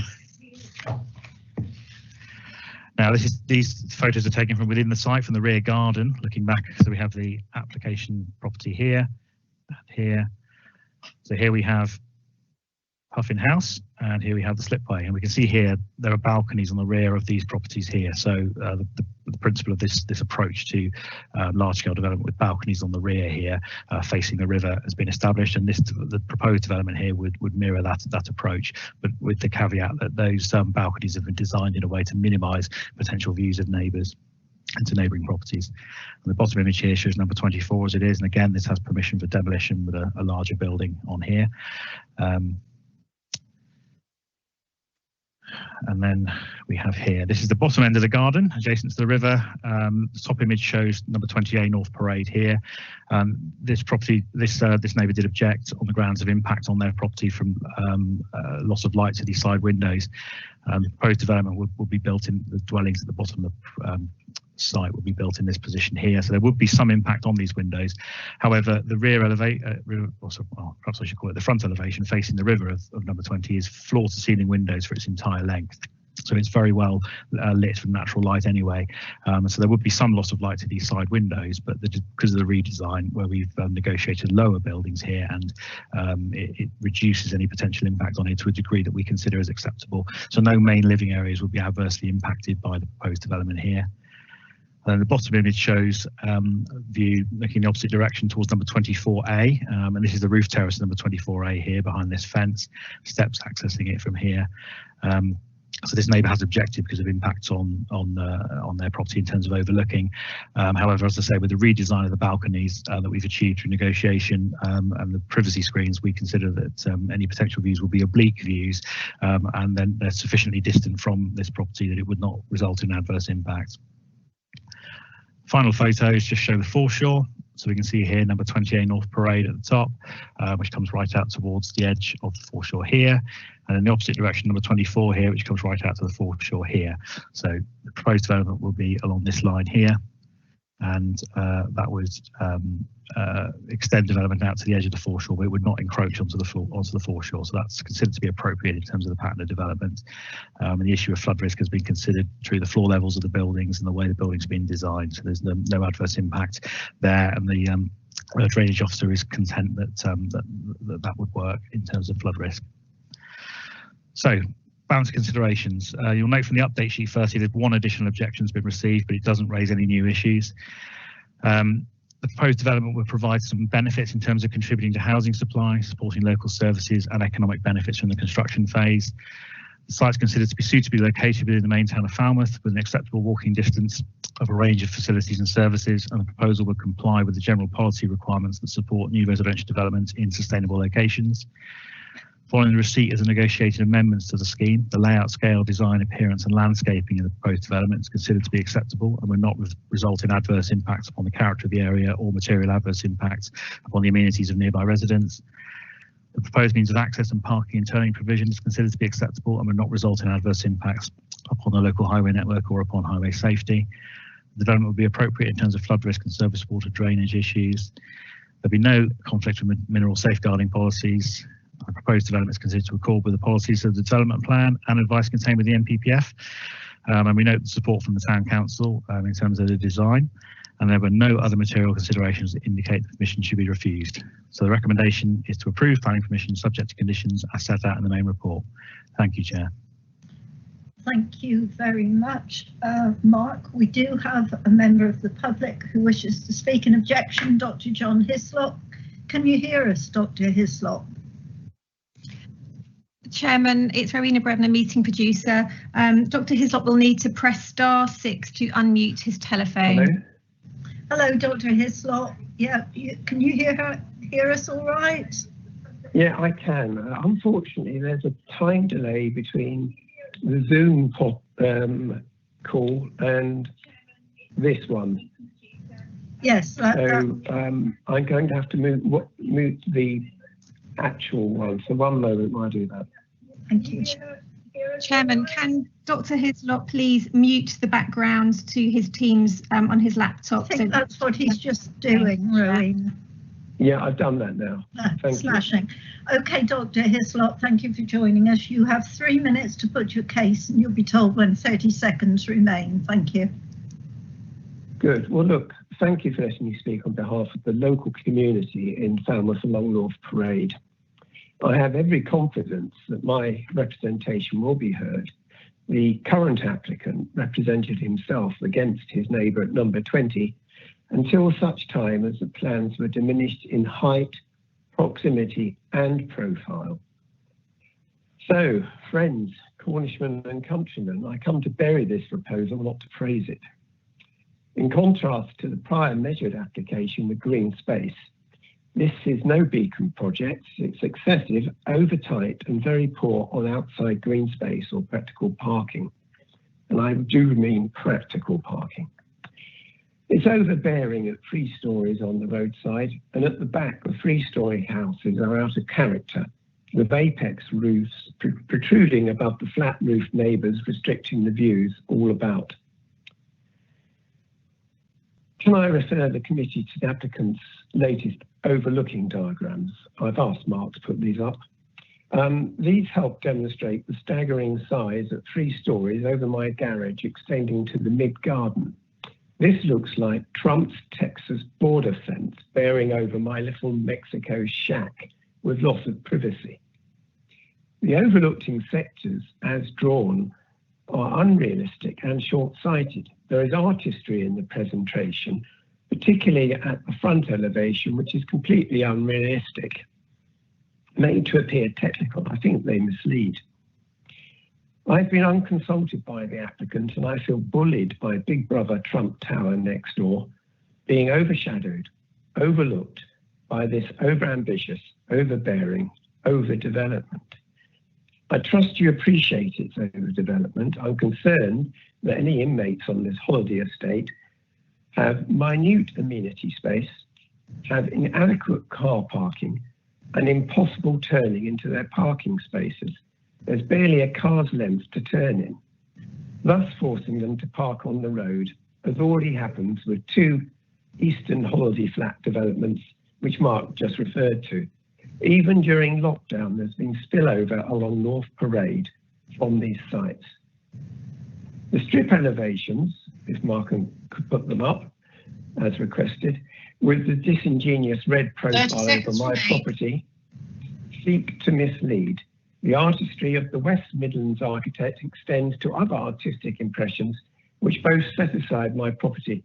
In reality, the place towering, in reality, they're putting in a towering colossus, dominating both neighbours. I ask the planning committee to recognise its overdevelopment, overlooking, overburdened, with little amenity or parking space. It's out of scale, which may be policy 9. 3 minutes, Chairman. Thank you very much. Moreover, Dr. Hislop, I have to stop you. I'm sorry, Dr. Hislop. Thank you. That's the 3 minutes and we have to stick to it. Apologies. Good. Did you get my point about out of scale policy 9? Yeah, thank you, Dr. Hislop, we did. Thank you so much. Thank you. Perhaps you could just stay there a moment in case there are any questions for clarification. And I'll be happy to answer. Mark, thank you for putting up the strip elevation slide. Dr. Hislop did earlier ask if the slide showing overlooking could go up. So perhaps you could just pop that one up while we take questions. Councillor Kenny. Councillor Kenny. Just to confirm, Dr. Hislop, what house number do you live in? Oh, I live in 24 and I'm about to refurbish it, but I'm not going to demolish it and build that red outline which is currently being projected. We've moved on and have superseded that planning application. My understanding is that it's not extant. Thank you for putting up the view there. The one from the top, the orange one, I find those sectors of vision unrealistic. Yeah, thank myopic. you, Dr. Hislop. Thank you. You've answered the question. Thank you. Councillor Atherfold, you're next, please. Yeah, apologies, my system completely froze on me. You mentioned in your discussion that they were holiday lets being built. Is that something you know for a fact? I'm only going by example. If you look at the blocks along the way, which were recently built, there are now key boxes for about 9 properties there. And in reality, thank you. That has the same use. Thank you, Dr. Hislop. You've answered the question. You're going by example. Are there any further questions for clarification, please? I see none. Sorry, Vice Chairman. All clear by the looks of it, Chair. Thank you very much. Then, Dr. Hislop, thank you very much for joining us. Look, may I say thank you. It's good to see democracy in action during these difficult times. Thank you. Thank you again. We move on to listening to Councillor Spargo of Falmouth Town Council, who's speaking in support today. Councillor Spargo, can you hear us? I can, yes. Lovely, and we can hear you well. Councillor Spargo, you have 3 minutes and you'll be told when 30 seconds remain. Thank you. Thank you, Chair. Falmouth Town Council support this application. We take the same view as our neighbourhood plan stakeholders who comment on applications for us to ensure we abide by the plan policies on development. The comments that they made on this application were NDP policies DG2, development and generally, and DG4, design and local distinctiveness outside the historic core apply here. The proposal conforms to NDP policies and the design has been carefully thought throughout. However, regrettably, it may be that the precedent of demolishing existing modest homes with large gardens on the side of the road has firmly been established. It should also be noted that the planning system does not recognise a right to a view from other properties. The Town Council's decision also took into account on this that the public right to a view is important, and this is considered to have been provided for within the proposals. We had sympathy for many of the comments made by objectors, but felt that on balance the design is superior to others already built and approved for planning, and therefore justified approval in itself, especially as the applicants had made a considerable effort to consult us and listen to our comments. We had at least 1 or 2 pre-application advices that we sat through with them, and they seem to have made every effort. And if you read their design and access statement, it's a fairly clear and well thought through one. So we support the application. Thank you. Thank you very much, Councillor Spargo. I see questions for clarification, please, and I've got Councillor Brown. Yeah, I just wanted to ask Councillor Spargo what the voting figures were when the application came before the Planning Committee of Falmouth Town Council. There were 6 members of the committee available on the day, and there was it went to a casting vote by the chairman.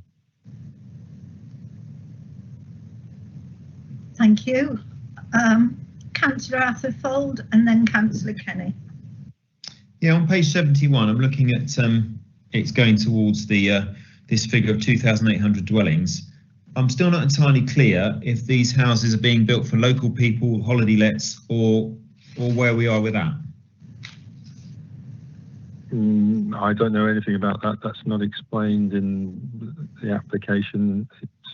There's no conditions on usage or anything as far as we know. It's just a normal application for residential building.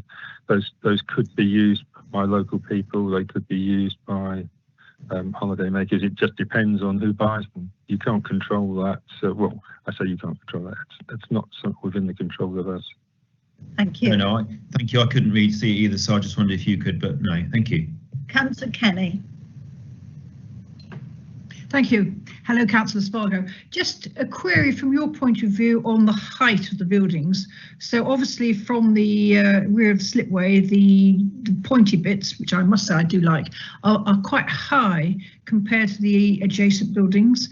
And also there's what was called a minimal height increase on the parade. So I just wanted to have your views on that.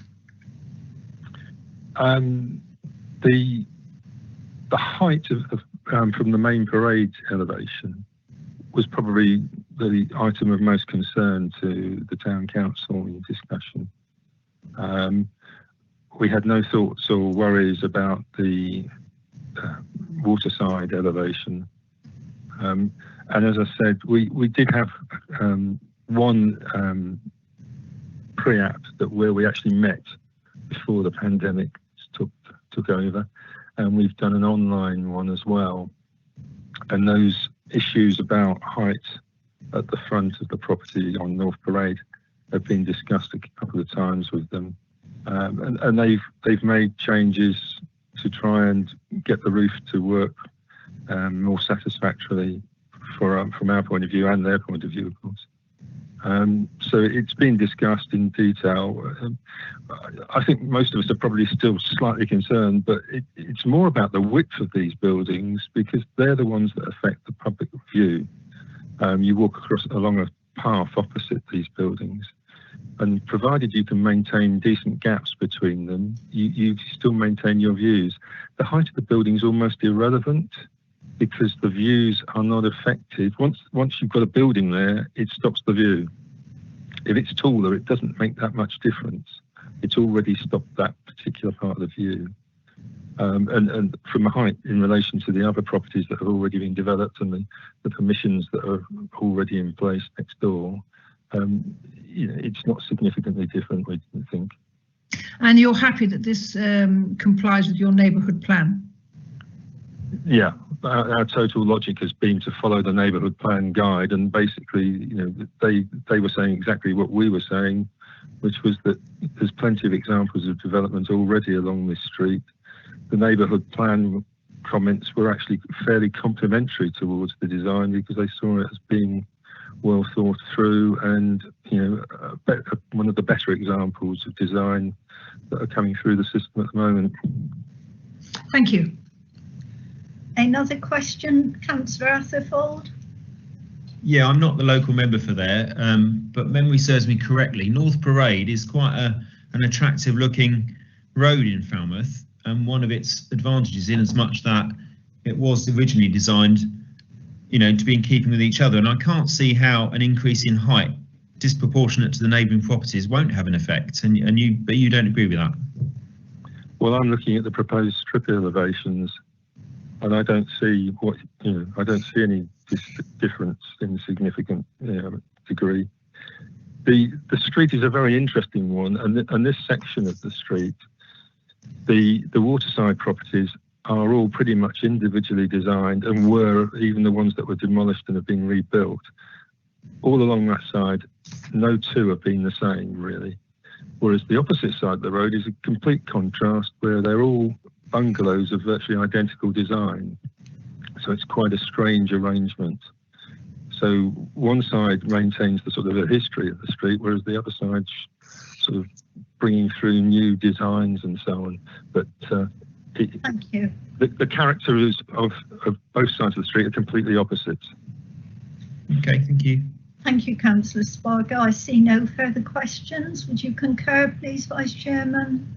Yes, I agree, Chairman. Thank you. Then thank you very much for joining us, Councillor Spargo. Thank you. And we move on to hearing from Mr. Adam Parsons, the agent for the application in support. Can you hear us, Mr. Parsons? Chairman, can Mr. Parsons please press *6 to unmute his telephone? I think hopefully I'm unmuted now. You are unmuted, but you're a little bit soft, Mr. Parsons, in volume. Okay, let me try that. Is that better? That is better, thank you. Okay. Thank you for joining us. Mr. Parsons, you have 3 minutes to state your case and you'll be told when 30 seconds remain. Thank you. Okay. Thank you very much. Yeah, so my name's Adam Parsons. I'm the architect from APG. Just for clarity, we're based in Cornwall and Bristol, not the West Midlands. I appreciate that 2020 has been a particularly difficult year for everyone. I'm going to keep this quite short and sweet. The application's been pending for quite a while. However, it has given us the opportunity to work with Falmouth Town Council and respond to the neighbours' concerns, which I think Mark Ball's outlined quite clearly.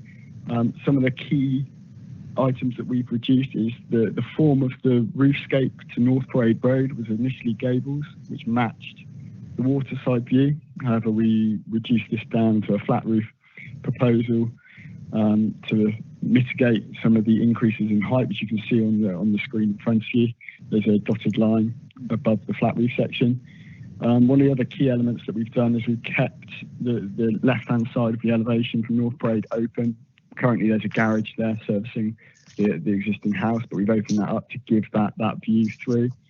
And we've worked hard on the overlooking. We've used the topographical surveys, which are accurate, and modelled up the proposals and set the views exactly. The hatched area that you can see on the screen in front of you, the red hatched area over number 24, that's an accurate representation taken from the approved planning application. And we're very proud of the design, and we hope that it will be enjoyed by the residents who live there. So that's about all I really have to say. But any questions would be welcomed. Thank you very much, Mr. Parsons. That was very clear and concise. Are there any questions for clarification, please? Concise questions.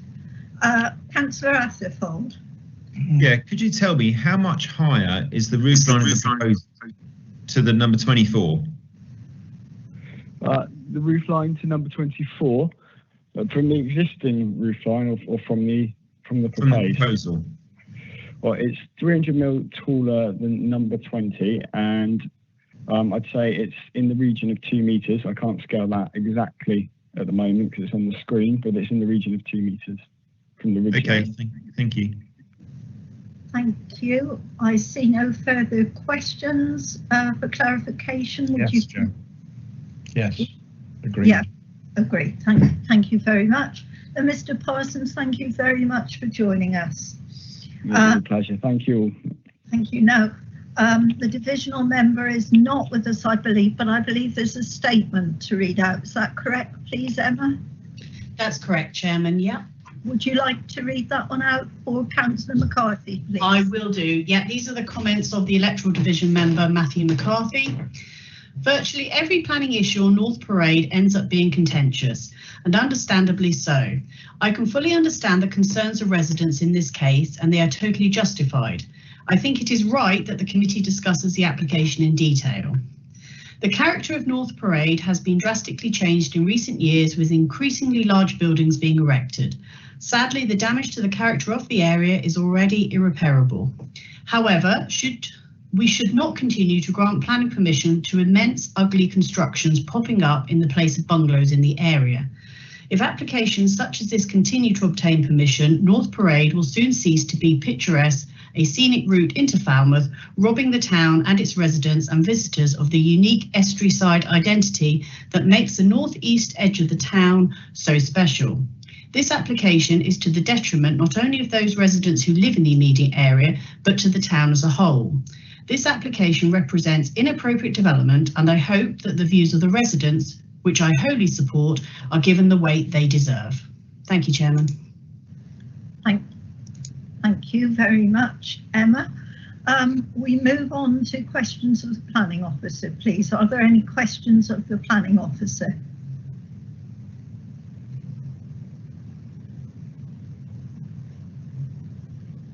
Nothing indicated, Chairman. No, nothing indicated. No, nothing indicated. Here we are. I thought it was unusual. Councillor Kenny, thank you. Can you just go into the overlooking of number 24, because that way it appears to be where the strongest objection is going. Can you just explain how this isn't going to be a problem? Certainly. Can you hear me? That's yes. Good. Okay. If I go, I'm not sure how helpful that. It might be how helpful that overlooking diagram was, but so we have the roof terrace here of number 24. So that's existing amenity space for this property down here. Unusually, it's on the roof. There's a fence along this boundary here. Now, what these orange segments purport to show is a sort of not 21-metre distance from here, taken from a point centrally within the balcony. But it's important to point out with the negotiations that we've made in terms of redesigning the scheme has involved introducing these flank walls in here, these corner walls, which prevents views directly out, and also an internal rail here, so the rail prevents access right to the edge of the balcony. So views this way, you have to be standing right up here, leaning forward in order to get a view down onto this roof space here. So views are directed out towards the river. That's where the views are, out over the river. You'd have to make a bit of an effort to be able to look out over this way. Similarly with the roof terrace here, these are all screened off here. So you'd have to stand out into this position here to get a view directly this way. And again, the 21 metres is shown in this area here. Furthermore, I mean, the principle of there are balconies all along the back of the properties along here, which do have views into neighbouring gardens, into neighbouring properties. It's just the nature of sort of having high density developments in urban areas. It's unlikely you're going to be able to achieve complete privacy. Having said that, the impact on this property here is judged to be is not judged to be significantly harmful. There are going to be some views of this space here, but it is quite long distance, and it's not considered to be to a degree that would be justifiable to justify refusals. So the advice is that the impact on this neighbour is not sufficient to warrant refusal in its own right. I hope that answers the question. Thank you. Thank you. Vice Chairman, you're next, please. Yes, not relating to the application, Chairman, but the comment that Councillor Alvey has put in the speech box. Can Councillor Alvey join this meeting because he was substituted and therefore is not part of the meeting? Why I say this, I recall when I was chairing a scrutiny committee, there were 3 members that were substituted that eventually turned up, and they were told to leave the meeting. And I was also told to leave a strategic meeting because I was substituted by another councillor and I had to go home. So can we have a ruling, please? I did wonder that as well, Vice Chairman. Thanks for raising it, but I guess that Mr. Ben is watching them. Chairman, it's Emma Code. Yeah, where the ordinary member of the committee has sent a substitute along, they shouldn't actually be present in the meeting. So it would be better for Councillor Alvey if he watched the proceedings on the live stream rather than joining this meeting. Right, hopefully, Martin, you have heard that. I'll just put something in the chat box.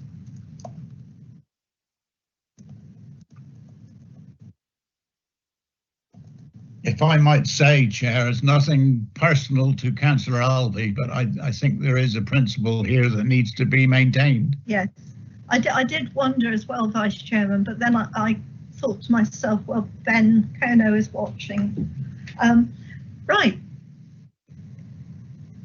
I don't think so, no. Chairman, it's Emma Code again. The purpose of the substitute is that the ordinary member of the committee is unable to attend the meeting. So my advice would be no. No, I'm sorry, Martin, no. Chairman, if I may come in as well, sorry, my name popped up. I agree with Emma entirely, yeah, and I was listening, and apologies, I hadn't noticed Councillor Alvey pop up in the box, but I agree with No, sorry, neither had I actually, no. So what do we need to do now? Do we need to ensure Councillor Alvey is no longer on the call, on the meeting? I think so. Yeah. Can that be confirmed, meeting producer Rowena? Yes, I'll make sure that he leaves the meeting, Chairman. Just one moment. Thank you, Councillor Alvey. He's not in the meeting any longer, Chairman. I can confirm that. Thank you. Then we continue. So there were no further questions of the planning officer, I believe, and I think that was confirmed by the Vice Chairman. So we now move into debate. Who wishes to start, please? I think Councillor Martin indicated. Did he speak, Chairman? No, I'm sorry, I missed that. Thank you very much. Councillor Jewell, I'll come to you in a minute. Councillor Martin, you had a question? Yes, thank you, Madam Chair. Just to confirm, really, the plan, the view from the river, can I confirm that the blue-grey band at the bottom, the top of that is high tide? Can I just confirm that, Mark, please? I have no idea. I have no idea if that's modelled to show high tide or not. So sorry, I can't answer that. Okay, thank you. Thanks, John. Right, Councillor Jewell, you'd like to start the debate? Yes, thank you, Madam Chair. Yeah, I mean, I think we've heard it all, and this application, I believe, is fit for purpose, and it goes along with our neighbourhood plan policies and family, so I'm no hesitation as proposed approval as set out. Well, that's beautifully prompt, Councillor Jewell. Okay, thank you. So Councillor Jewell has proposed approval as set out. Do we have a seconder for that, please? Yes, Madam Chairman, Councillor Thomas. Councillor Thomas. Thank you. Is there any further debate wishes? Councillor Atherfold. Yeah, maybe Councillor Jewell has more information on this than I have, but he said it addresses the housing needs of Falmouth. And I'm still not clear who these houses are designed for, whether they're holiday lets for local people or what the purpose of this development is, if not to make the homeowner more money.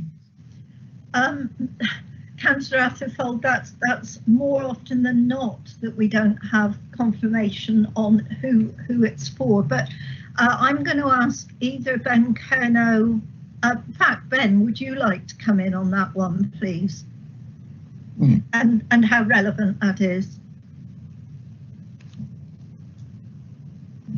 Well, I'm struggling to come up with an answer actually, because I'm not sure how relevant it is. I think perhaps the planning officer might like to come in as well. Thank you. We don't always know, do we? And members have said that already. Yeah, well, apologies. Hello. Can I come in there, Chairman?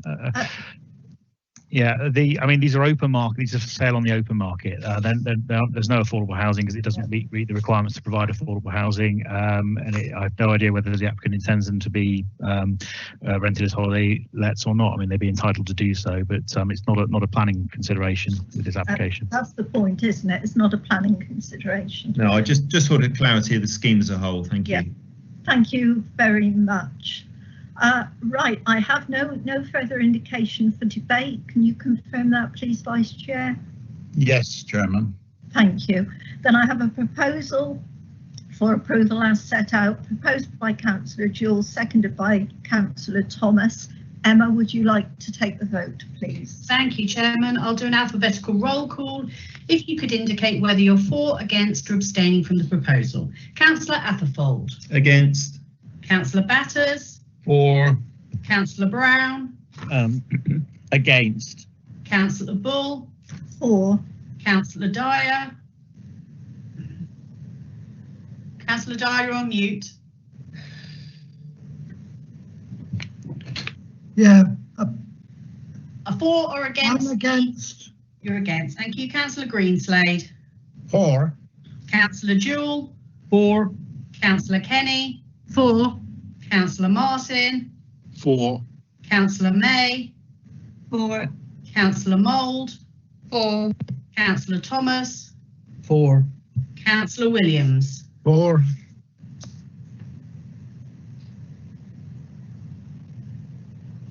Thank you, Chairman. I can confirm that the motion to approve has been carried by 10 votes in favour with 3 against and no abstentions. Thank you very much. Now I'm going to call, what do you want, a 10-minute comfort break? So we start promptly at 10 minutes past 12 on agenda item 3, which we'll do before lunch. Chairman, can I remind members to turn off their cameras and mute their cells while we have the break, because the live stream will remain. Thank you. Thank you. See you all at 12:10.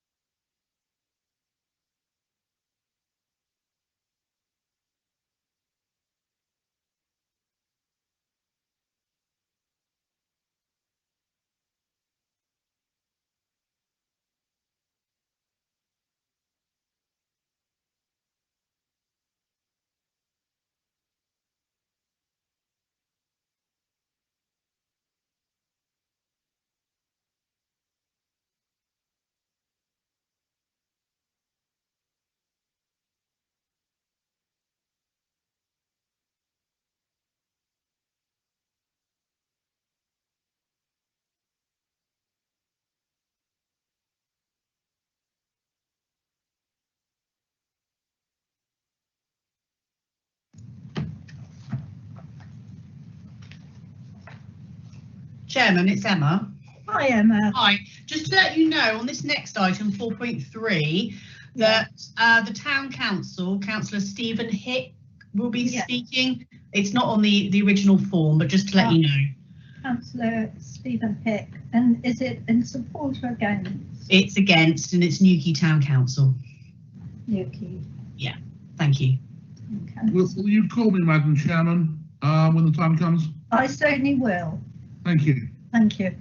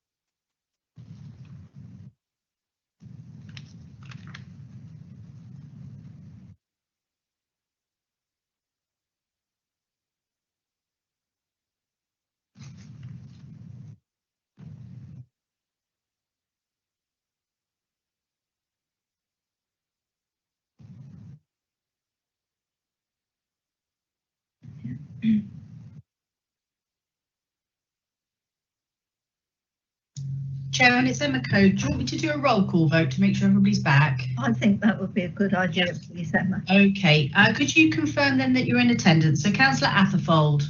Councillor Atherfold, full present. Thank you. Councillor Batters. Yes, Chris Batters present. Councillor Brown. Councillor Brown. I'll come back. Councillor Bull, yes. Yes. Councillor Dyer. Councillor Dyer, are you there? Come back. Councillor Greenslade, you're there. Councillor Jewell, are you present? Correct, I'm here, thank you. Thank you. Councillor Kenny. Yes, I'm here. Councillor Martin. Yes, present. Councillor May. Present. Councillor Mould. Yes, I'm here. Councillor Thomas. Present. Councillor Williams. I'm here, yes. Thank you. Councillor Brown? Yes, I am here, but I'm just going to do a note for the chair about when I will be missing. Okay, thank you. Councillor Dyer, are you present?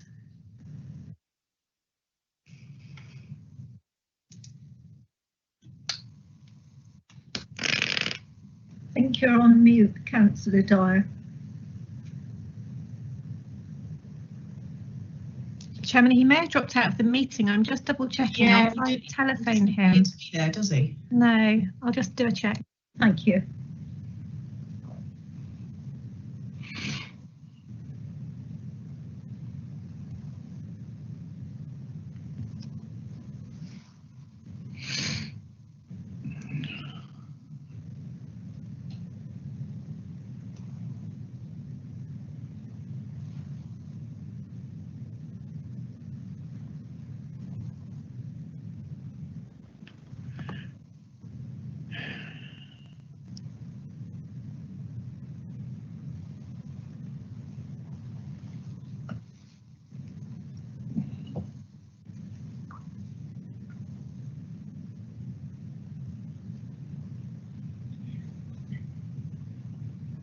Chairman, I've just spoken to Councillor Dyer. He's trying to get back into the meeting now, so if we could just pause to allow him to do that, that would be great. Of course.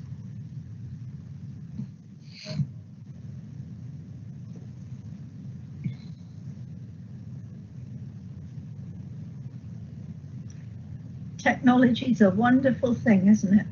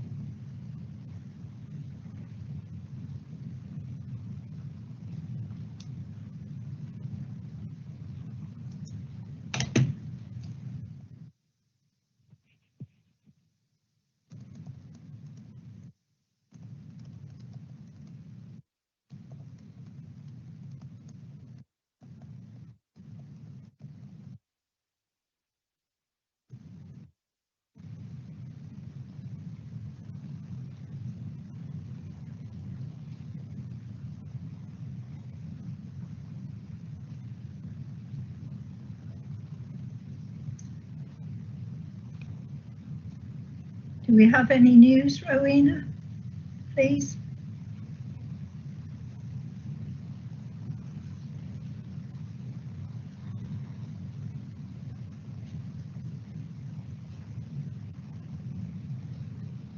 Chairman, it's Emma Code. I've just sent him a request to join the meeting, but he hasn't yet responded. Right, thank you. How long should we hold for? Madam Chair, it's Carol. Can I request we move on without Councillor Dyer for this item? We've got a very long agenda. I agree, Councillor Mould, and I'm wondering if Councillor Dyer could be spoken to by telephone. And Chairman, it's Rowena Brebner, meeting producer. I've just spoken to Councillor Dyer. He has got problems. He will try the IT help desk number, and I have also given him the telephone number to join via telephone. And he says if you want to commence with the committee, he will join when he can. Thank you. He mustn't, of course, vote if he isn't part of the full. Yes, that's correct. Application. Right, thank you, everyone. The next two are linked, so let's hope we can get through them before lunch, which will leave only two. So let's move swiftly on. Agenda item 4.3, PA 1908720, Mr. John Lenton, St Column Minor Methodist Church, Church Street, St Column Minor, conversion of Grade 2 listed formal chapel into 2 apartments, demolish flat roof extension and erect 6 apartments, The case officer is Gemma Dunn. Are you there, Gemma? I am here, yes, Chairman. Thank you. Over to you then, please. Thank you.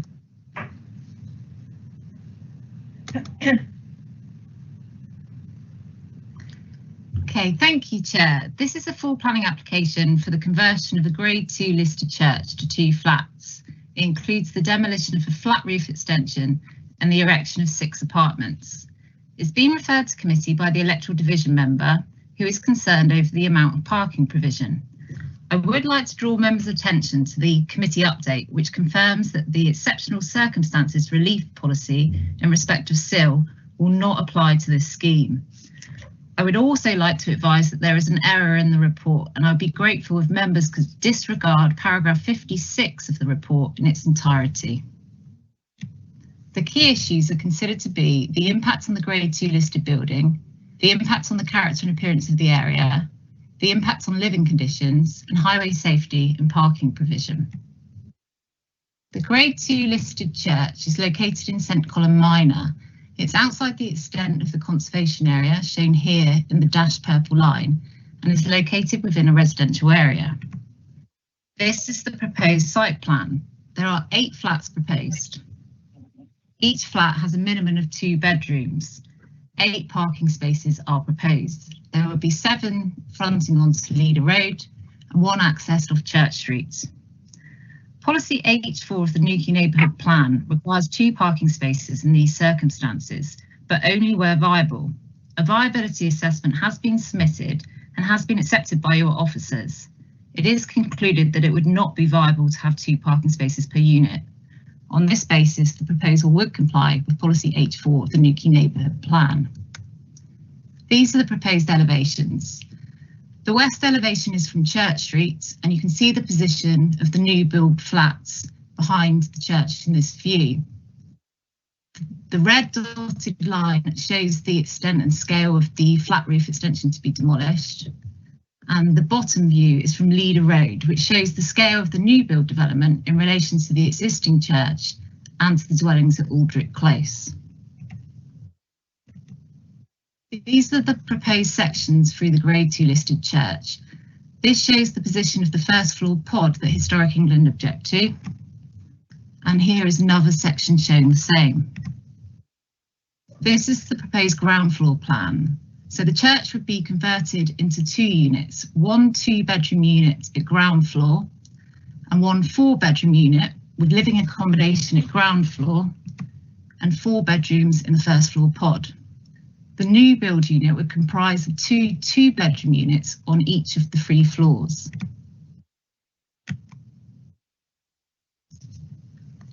This is a plan showing the relationship of the new building with the dwellings at Aldrich Close to the rear. It's been accompanied by a sunlight and daylight assessment which has been undertaken by the applicant. This shows that the vertical obstruction line in respect of 1 window shown here would be greater than 25 degrees, but it also shows that this would not be a continuous obstruction as unobstructed views towards Leader Road would be maintained. Officers have concluded that the proposal would not have an unacceptable overbearing or overshadowing impact. This is the view of the Grade 2 listed church. This is a view showing Leader Road and the extent of the flat roof extension which would be demolished. This is Aldrich Close to the rear, and this is the window we just discussed. Another photo of Aldrich Close to the rear, and a view of the church from the rear and the flat roof extension to be demolished. So in terms of the negative aspects of the proposal, it would result in less than substantial harm to the Grade 2 listed building. This is because of the loss of significant internal fixtures and fittings, the insertion of the first floor bedroom pod, which would enclose the open, grand and atmospheric character of the interior. The new build extension would be visible from Church Street and would cause less than substantial harm to the setting of the Grade 2 listed building. Considerable weight and importance must be attached to the identified harm to the Grade 2 listed building. There will be a lack of private recreational space for the development, and the proximity of the new building to the flats at Aldrich Close is considered to be a negative. However, it has been concluded that the proposal would not result in unacceptable overshadowing or overbearing impacts. In terms of the positive aspects of the proposal, it is considered to be the optimum reuse of the building and the minimum required to secure the long-term use of the asset. The heritage benefits include the appropriate repair and restoration of the Grade 2 listed buildings, enhancements to the building's frontage and setting in terms of material treatment and the reinstatement of appropriately detailed railings, the removal of a poor quality rear extension and the reinstatement of the ridge vents. The other benefits include the reuse of land and buildings, provision of housing in a sustainable location, and generating employment during the construction phase. The benefits of the proposal are considered to outweigh the harm. The recommendation is therefore for approval, subject to the conditions set out in the committee report. Thank you, Chair. Thank you very much, Gemma. We don't have any member of the public speaking in objection, but we do have Councillor Stephen Hick of Newquay Town Council, who is going to speak in objection. Can you hear us, Councillor Hick? Chairman, can Councillor Hick press *6 to unmute his telephone, please? Can you hear us, Councillor Hick? Hello, Councillor Hick? Yes, I can hear you, Chair. Okay, thank you. Councillor Hick, you have 3 minutes now to put your case, please, and you'll be told when 30 seconds remain. Thank you. Yes, thank you, Chair. Newquay Town Council remain aware that very strong local opposition to this application persists. Newquay Town Council is very keen to see sympathetic use of the building, which is in an untidy and unkempt condition, but are adamant that this application should be rejected for a number of reasons. The argument that this scheme remains the best opportunity for this building is utterly unconvincing, without strong evidence that efforts have been made to market or develop the building for non-residential use or to address its exceptional significance within the local area. The building is a key local landmark, is of recognised historic value and forms a significant part of the fabric and individual nature of St Columb Minor, a former administrative parish within its own right, which to this day retains a strong individual identity with both long-term residents and more recent members of its community. It is of course noted that its Historic England continue to oppose this application to convert this Grade 2 listed building, and Newquay Town Council would fully support their position based on the very detailed and comprehensive reasoning they provide. The case put forward in the recently submitted Daylight and Sunlight Plan appears to be based on a publication called Site Layout Planning for Daylight and Sunlight, A Guide to Good Practice, the second edition. It is not a planning policy document, and the authors of this unadopted guide make this very clear. The guide is not intended to be a tool that should be referenced in isolation, but this is the way it would appear to have been employed in this instance, and I would respectfully draw the committee's attention to this. Members of Newquay Town Council therefore remain completely unconvinced by the argument that the scale and mass of the proposed new building will not have an exceptionally negative impact on the nearest dwellings on Aldrich Close, and feel that nothing has been done by the applicant to actually address this. Parking pressures continue to be an issue around Church Street Leader Road area, and members of Newquay Town Council remain incredibly unhappy that the proposals fall far short of the Newquay Neighbourhood Plan Policy H4, parking for residential developments, which requires a minimum of 2 parking spaces be provided where a dwelling has 2 or more bedrooms. We have only in the past accepted less than this within the central area of the town where it's not physically possible to do. Okay, Chair, that's me finished. Thank you very much. Are there questions, concise questions for clarification for Councillor Hick, please? I see no indication. Would you concur, Vice Chairman, please?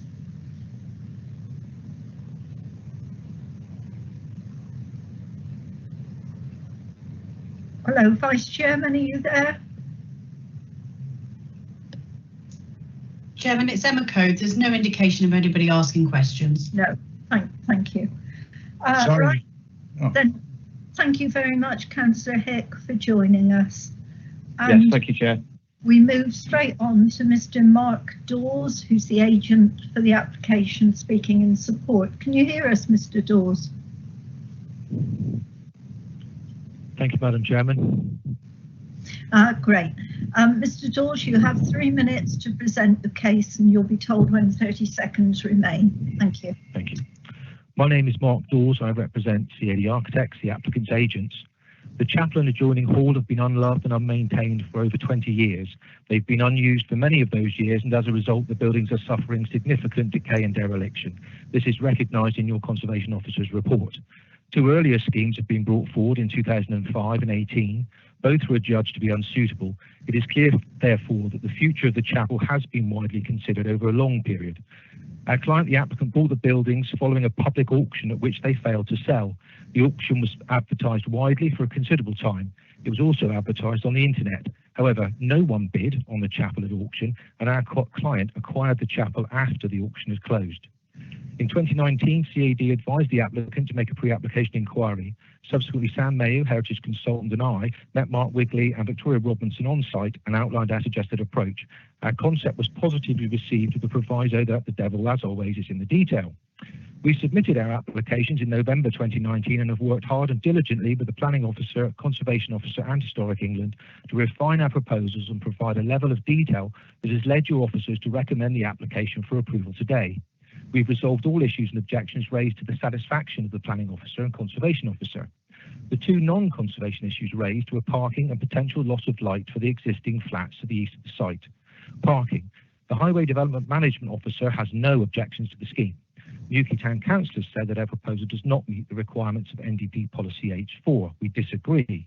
The policy says proposals for residential development will support where they provide as a minimum 1 space for each residential property with 1 bedroom, 2 spaces for properties with 2 or more bedrooms, subject to viability. We have submitted a viability appraisal and it has been considered by your affordable housing team and officers and adjudged to be an accurate reflection of proposals.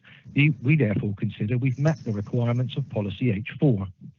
Loss of light. We've carefully considered the impact of any replacement buildings on the site. We must not forget that there is an existing substantial building on the site of the proposed new apartments. In answer to the concerns raised by Newquay Town Council, we've undertaken an assessment in accordance with the best available good practice guide, which is used nationally in these circumstances.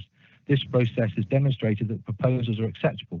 Your officers have visited site and specifically the nearest window to the proposed development and consider that the proposals would not result in an unacceptable overshadowing or overbearing impact. In conclusion, then, St Colin Minor Chapel has been subject to neglect for over 20 years.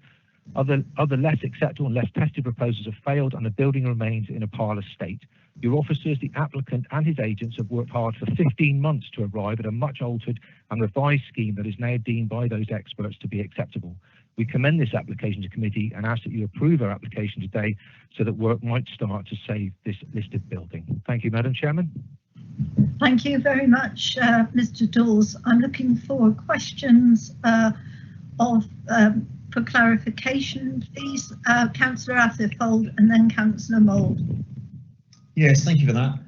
Page 100, there's much talk about the opposition by Historic England and the justification for this harm, about a third of the way down from the top of the page, is partly financial. This financial detail should be carefully interrogated. So my question is, it would appear the pod in the middle is much of the problem in regard to Historic England's objections. Is this based on how many units you can squeeze in to make it financially viable? No, yes and no. The previous proposals sought to divide the chapel into a number of separate units by putting primarily a first floor through the building. We've actually taken the approach that in order to maintain the scale and form and make it obvious within the chapel that the imposition of the pod means that we can use the space most efficiently whilst maintaining the interior of the chapel. We've tested the viability of this proposal via a proper viability assessment, and in fact your officers asked your affordable housing department to look through our viability appraisal and give opinion on it, and they arrived at an opinion that actually it was a fair and reasonable summation of the cost of development and renovating and restoring the chapel. So the amount of development, if you like, is what's required in order to provide sufficient funds to provide enough funds on top of the development cost to renovate the chapel. Thank you. Thank you. Thank you. Councillor Mould and then Councillor Kenny. Thank you, Madam Chair. Councillor Atherfold stole my thunder. Thank you. Thank you. Councillor Kenny. Thank you, Madam Chair. Returning to the flats at the back, can you give us any information on the amenity spaces for the flats and also the light? I mean, we've talked about the effect on light of the adjacent building, but what's the, particularly for the bottom floor, what is the light implications? Well, as we've demonstrated through the assessment, we don't believe that there is an unacceptable impact on any of those windows. It's worth bearing in mind that particularly with the ground floor windows, the flats at Old Brick Close have a raised walkway at first floor that extends over those first floor windows. So those first floor windows are already impacted by the existing building. They also have offset, I don't know, I think they're sheds in two-storey pods in the back of the building as well that sit between our proposed new development and those windows. And in actual fact, that closest window, as the planning officer pointed out in her report, the closest window does look past the end of our new building, so it does still have a view out through Leader Road. I'm sorry, the I other was ground floor windows would. Sorry, I was referring to the windows and the light of the building you're proposing to build rather than the adjacent flats. Oh, okay. Well, the windows primarily face west towards the back of the existing chapel, and the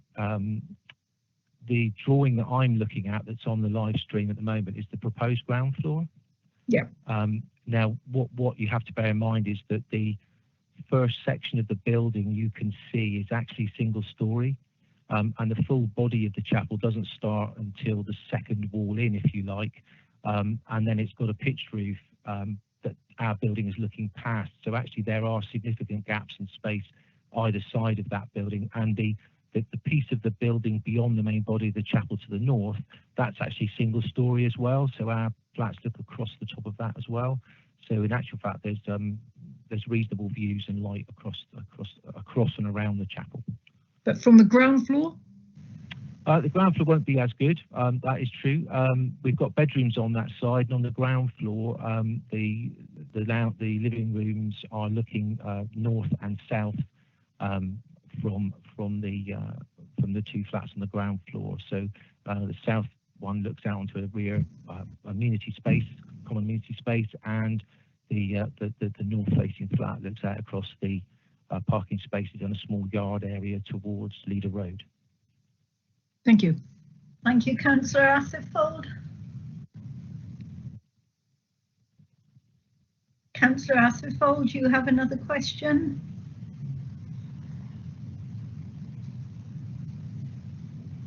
Yep, sorry, just dropped out. We're back on. Page 104 in summary, Historic England objects this application, the lack of a heritage impact assessment and sufficiently detailed information provided. Have I missed it somewhere? Is it in the appendix at the back? Have I missed it? I'm not seeing it. It's definitely there. We've done extensive, and we have done a heritage impact assessment. We've also referenced a previous report that was carried out. We've corresponded with Historic England through your conservation officer on the issues, and in fact the listed building application that's coming immediately after this application, the heritage consultant is registered to speak in that application as well. So if you wish to interrogate more thoroughly, you can. Can I just ask Emma, have we had a HIA? No, you can't ask Emma that, Councillor Atherfold, but what you will be able to do is question the planning officer in a moment. Okay. When we come to that next set of questions. Right, I see no further indication of questions. Can you concur, please, Vice Chairman? Yes, I can confirm. Lovely. Madam Chairman, could I just confirm the HIA? It was submitted on the 27th of February 2020. I'm sorry, who's speaking? Mark Dawes, sorry, I'm still on the phone. Oh, right, okay. Thank you, Mr. Dawes, and thank you for attending. Thank you, Madam Right, Chairman. we move on to hearing from the electoral divisional member. That's Councillor Formosa. Are you there, Mark? Councillor Formosa, are you there? I am. Thank you very much, Madam Chairman. Thank you. Councillor Formosa, you'll be asked to sum up after 5 minutes. Thank you. Thank you.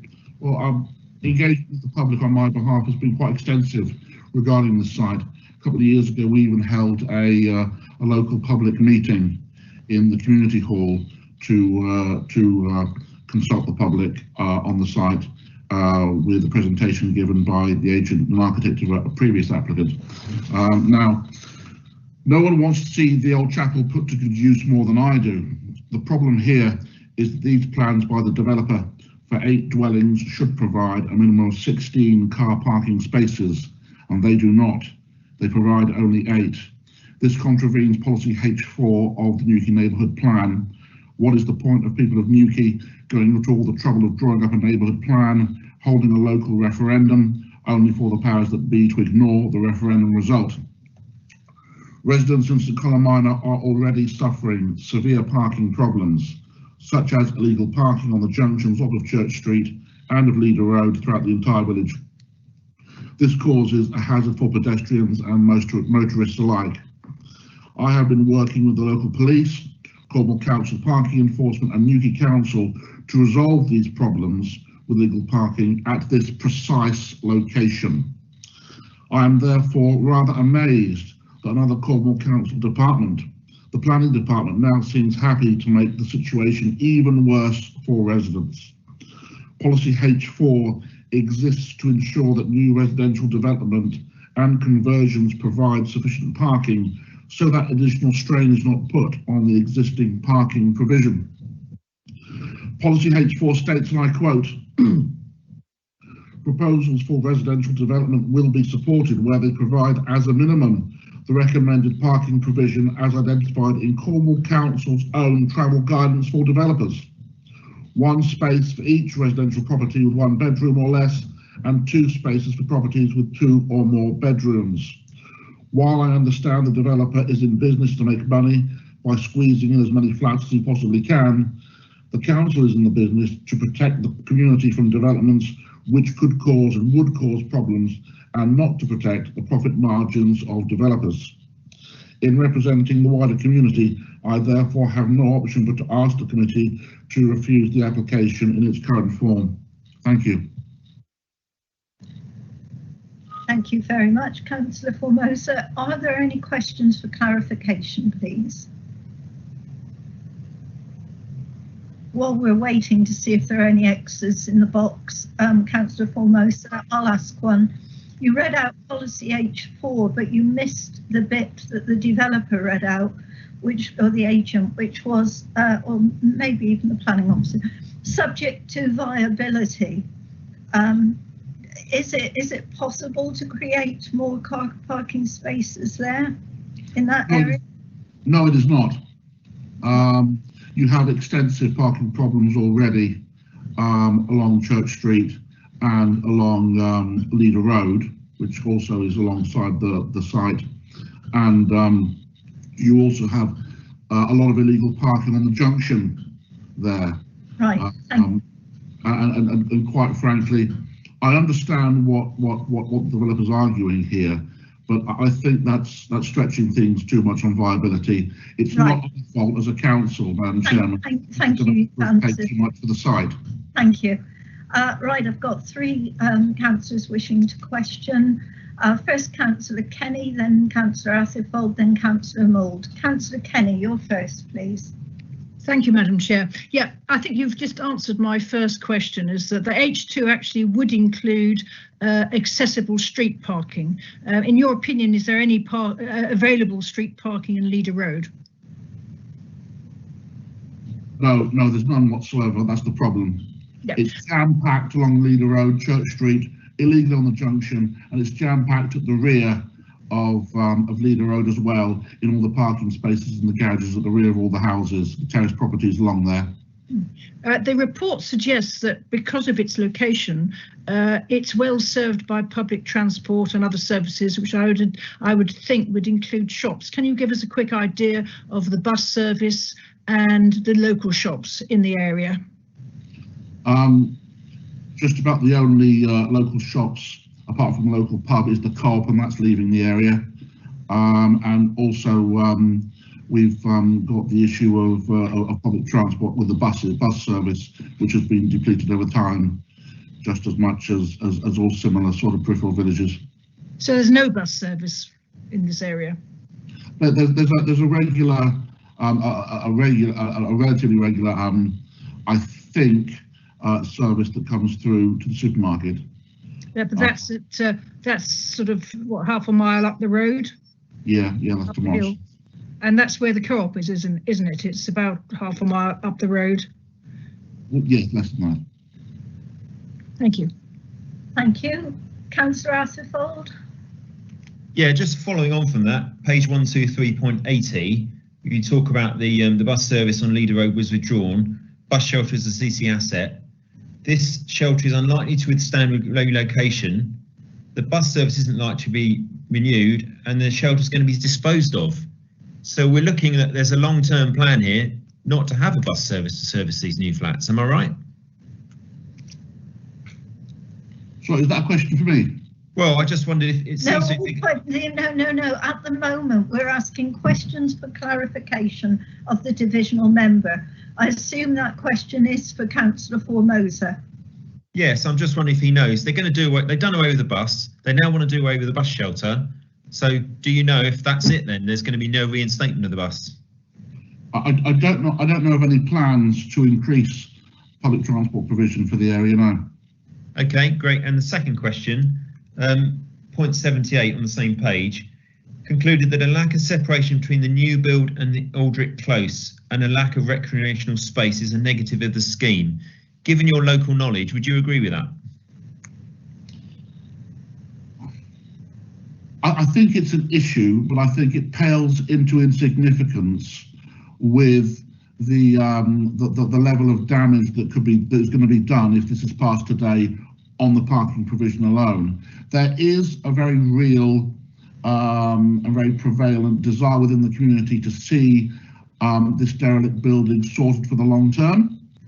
It's certainly an eyesore and has had some its dereliction has had some health and safety issues as far as maintenance is concerned over the long term. It's been there for about 20 years or so in its state. But I think the community is rather pragmatic on a lot of aspects of this site and this application. But I think that that the whole issue of the parking situation and the existing problems alone, combined with the fact the authorities, including the council and the police, haven't been able to solve this, I think makes this one an untenable. Thank you, Councillor Formosa. You've made that point. Councillor Mould, you're next. Thank you, Madam Chair. My points have been covered. Thank you. Thank you very much. I have no further questions that I can see, Vice Chairman. You can confirm, please. Yes, I can confirm, Chairman. Lovely, thank you very much. Thank you, Councillor Formosa. Right, we move into questions of the planning officer, please. Are there any questions of the planning officer?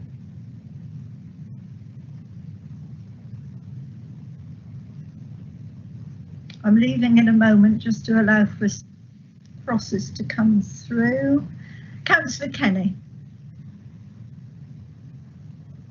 Yeah, really expanding on the question that I asked the agent. We understand about Aldrich Close, but in terms of the development of the 6 flats in the blocks behind the chapel, what's the position on amenity space and lighting for those flats, particularly the ground floor? Thank you, Councillor Kenny. You'll see in the report and the presentation that I've said that the lack of external amenity space and circulation is negative of the scheme. So it comprises really of this grassed area on the corner and also this area here, but none of those areas are private and they wouldn't serve those dwellings individually. In terms of the outlook from the ground floor of these new build flats, then as the agent said, the primary outlook from the living space is facing towards north and south, so that wouldn't really be interrupted by any existing buildings. In terms of the bedrooms on the elevation facing towards the church, particularly ground floor level like you've identified, then clearly their outlook is affected. I would say that it is acceptable, and certainly that the future residents will be aware of the circumstances if they choose to purchase those properties or rent them. In an ideal situation, there would be additional separation distance, and that's what I'm saying by it being a negative for the scheme, really. But the agent has demonstrated that this is the only viable use in terms of these new build apartments being required as enabling development for the conversion and appropriate repair of that church to take place.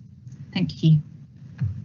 Thank you, Gemma. I see no other questions for the planning officer coming through. Again, you agree. Thank you very much, Vice Chairman. Then we move into debate. Who wishes to start this one, please?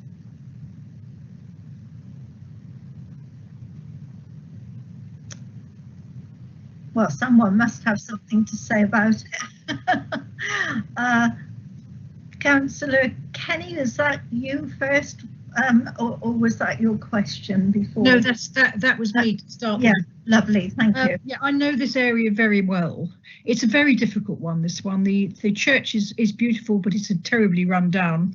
And we've got the thing that local people call the Indian restaurant, which has been built on the side of it, which is absolutely hideous.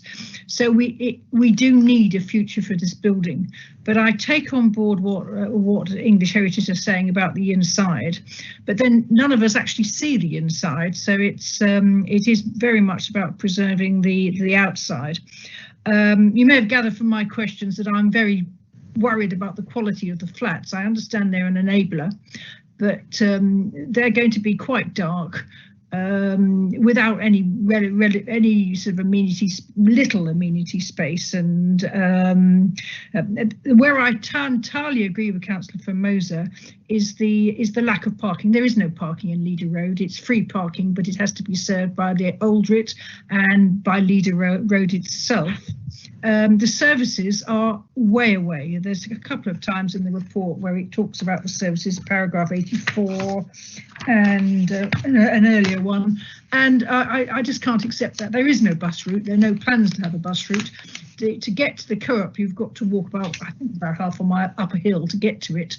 There is a bus route then when in Henver Road, but in order to get to, say, something like Morrison's, our big supermarket, it's a couple of changes. So I don't accept that people will not want to have two cars. I realise, being sensible, they should only get with a one car, but people just don't tend to work that way. And I think there'll be more than one car per household, and there literally is nowhere for them to park.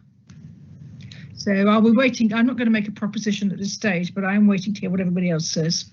Right, thank you. I've got Councillor Atherfold, then Councillor May, then Councillor Jewell. Councillor Atherfold, you're next, please. Much of this seems to hinge upon the weight you give to Historic England's position and the weight you give to Grade 2 listing. And they're quite detailed in their concerns and the loss of the unique heritage that this church affords the village.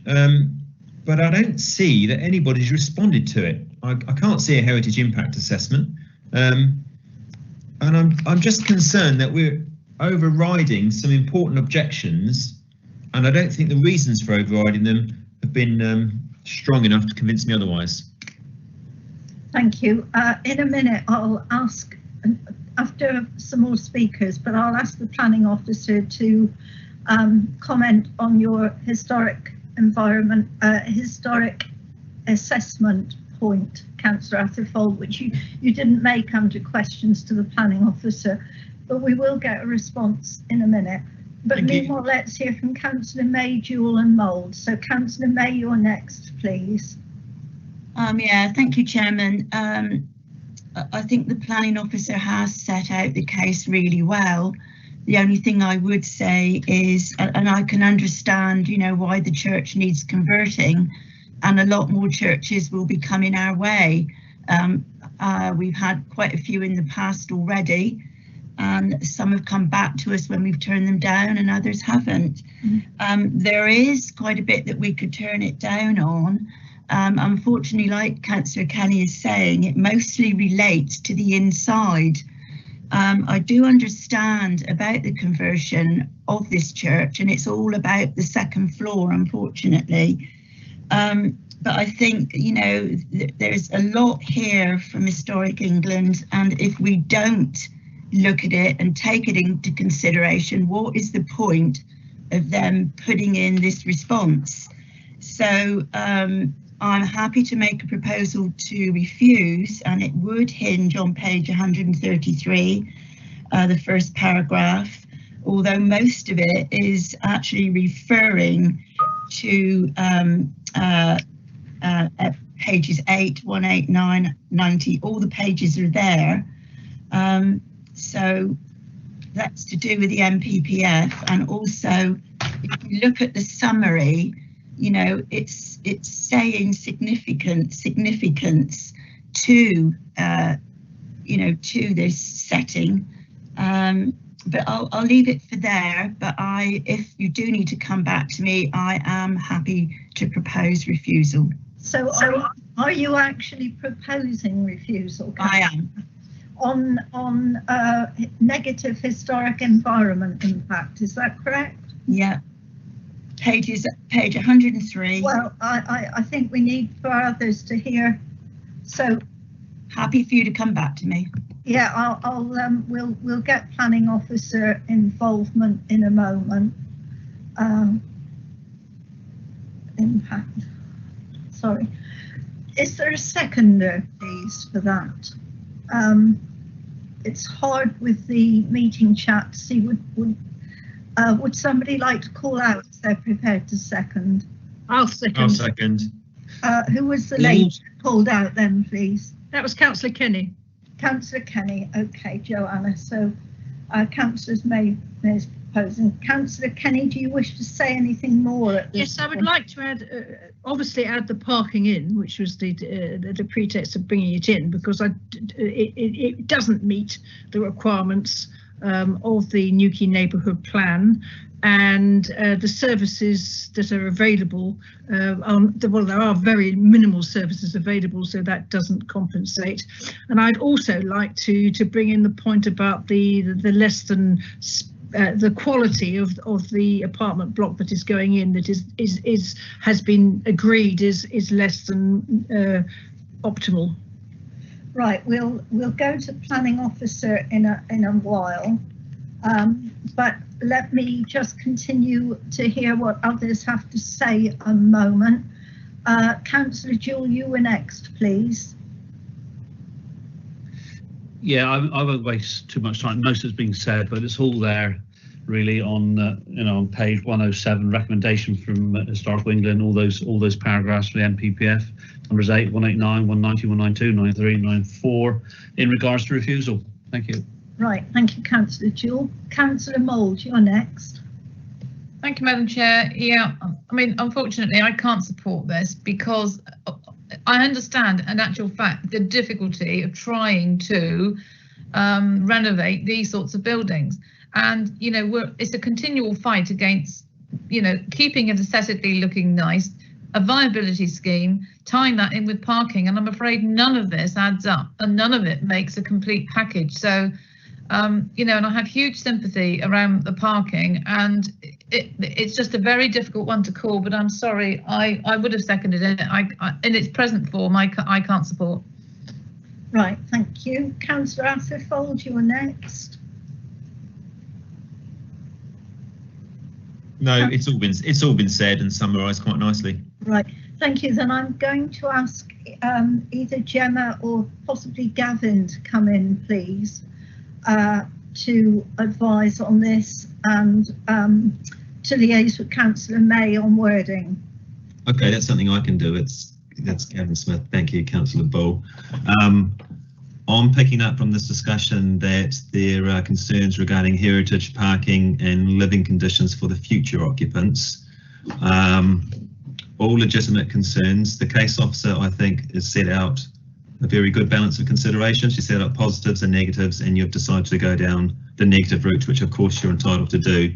In terms of wording, for the heritage, I think you're right to reflect the concerns of our consultee, that Historic England. I would go down the track that the proposed change of use would cause less than substantial harm to the Grade 2 listed church. This harm would be at the higher end of the scale due to the loss of significant fixtures and fittings and the enclosure of the open, grand and atmospheric character of the interior. It's not been sufficiently demonstrated that other less harmful uses for the building are not possible.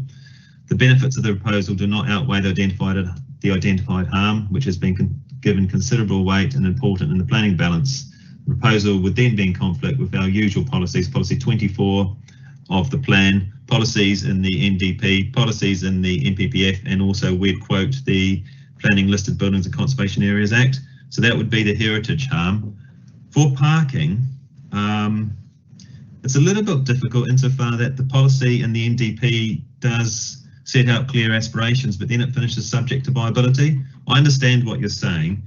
If we're going to use parking for a reason for refusal, I think we should go down the lines. The proposal does not provide 2 parking spaces per unit in an area where street parking is not readily available and where services required it's not really available, sorry, and services and facilities required for day-to-day living are not easily accessible other than by car. So that's identifying the harm. There's not enough parking, you won't be able to park on the street, and it's unlikely people are going to walk or cycle to get other services and facilities due to the distance.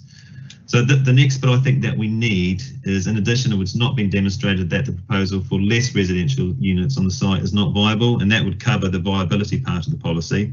That could be a little bit difficult to defend appeal, but that's where we are, and that's where our concerns have been stemmed from the first bit. So that policy would then finish that it fails to comply with policy H4, of course, of the Newquay neighbourhood plan. And the last one, living conditions. The proposed site does not provide sufficient amenity space to meet the functional and recreational needs of the future occupants. The proposal would therefore conflict with our policies 12 and 13 of the Cornwall local plan, and also guidance, I should say, contained within the design guide. And I think that one's more straightforward insofar that that is a clear negative of the scheme. So that's what I'd go for conditions, Councillor. Thank you. I mean reasons. Thank you. Okay, thank you. Councillor May, are you happy with the words that have just been given to us? Yes, Madam Chairman, thank you. But just to Gavin, if 2 of them are not seeming as strong, 2 of the reasons, is it advisable to leave them out or keep them in? Yeah, look, the one that does cause me a little bit of concern is the parking, but I think that's probably where the flavour of the meeting is a strong area of concern. And the reason why I'm concerned about that is the wording in the policy itself says you need to have, of course, more parking that's been provided, unless there's a viability constraint. And in this case, they've given us evidence that there is a viability constraint. So I think the actual reasons of the refusal by you saying that it isn't an area where you can get easy parking on the side of the street, and it is an area where you're going to probably require to hop into the car to drive to service facilities. That sound I'm just a little bit concerned about the viability aspect of it. So can I ask Councillor Kenny, would she be okay to take that one out then? No, I don't think so, because it's such a key policy of the neighbourhood plan. I do think the way Gavin put it was that we weren't convinced by the viability, because that's, I think, the way to approach it, as opposed to... It has to be that. That's right, Councillor Kenny. It would have to get around to address the policy and to find an area where it doesn't comply. Would have to be putting in the reason for refusal. We're not satisfied with the viability. We've identified the harm, and then we'll be saying we're not satisfied for the viability, and that's something we'd need to look at defending or if there's an appeal. Now, Councillors May and Kenny, are you content with that? Of those 3, yes. Yes. And Councillor May? Yes. Right, thank you. And Gavin, just before we move on to the vote, can you just reassure Councillor Atherfold, who's raised it several times, that there was a historic impact assessment? Yeah, there was a lot of assessment passing hands between all officers, and credit to the agent, they did give us a lot of information, and they did try and address the concerns raised by the planning officer, the conservation officer, and also Heritage England. So yes, there has been a lot of work done on that front. Thank you, Chairman. Thank you. Right, we have the reasons proposed for refusal, which you've just heard, and the policies read out by Mr. Smith. I have a proposal for refusal, therefore, proposed by Councillor May, seconded by Councillor Kenny. Emma, would you take the vote, please? Thank you, Chairman. I'll do an alphabetical roll call. If you could indicate whether you're for, against or abstaining. Councillor Atherfold. Councillor Atherfold, for. Councillor Batters. For. Councillor Bull. Against. Councillor Greenslade. For. Councillor Jewell. For. Councillor Kenny. For. Councillor Martin. For. Councillor May. For. Councillor Mould. For. Councillor Thomas. For, sorry. That's okay. Councillor Williams. For. Councillor Dye, you weren't present for the entire item, were you? No, ma'am, I wasn't, so I abstain. Okay, thank you very much.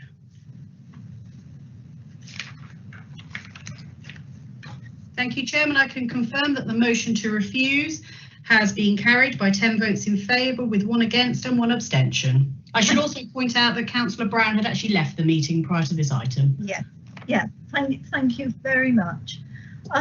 Right, how does this affect the next item, please? Presumably we carry on? Yes, it's Gavin Smith again, Chairman. My advice is for the officers to present the item and for you to consider it in the normal way, but bearing in mind you've just turned down the planning application. Yes. Okay, thank you very much. Then we will move on with this before lunch. Agenda item 4.4 then, PA 19-08721, Mr. John Lenton, St Column Minor Methodist Church, Church Street, St Column Minor, listed building consent for conversion of grade 2 listed formal chapel into 2 apartments, demolish flat roof extension and erect 6 apartments. And again, the case officer is Gemma Dunn. Thank you, Gemma. Thank you, Chair.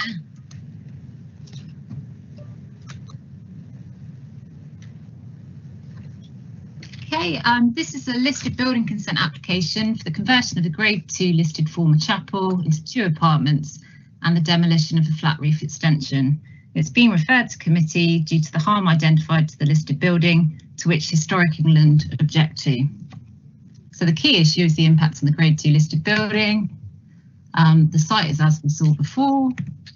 This is the existing block plan. This is the rear flat roof extension, which would be demolished.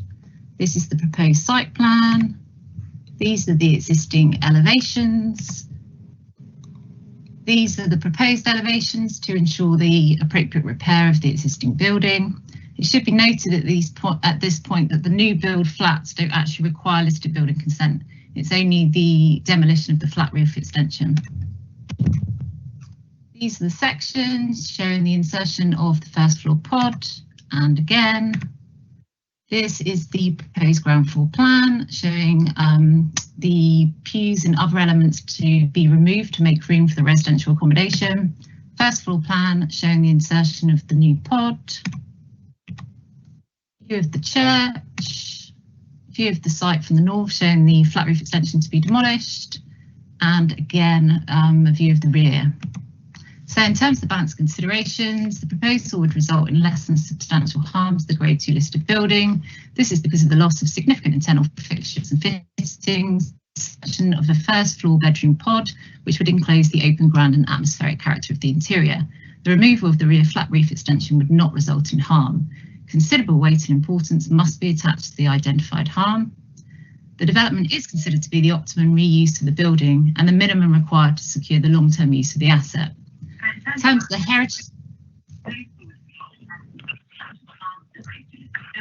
heritage benefits, these are the appropriate repair and restoration of the grade 2 listed buildings, enhancements to the building's frontage and setting in terms of material treatment and the reinstatement of appropriately detailed railings, the removal of the poor quality rear extension and reinstatement of the ridge vent. The benefits are therefore considered to outweigh the harm, and the application is recommended for approval, subject to the conditions in the report and the referral to the Secretary of State as Historic England objects to the application. Thank you, Chair.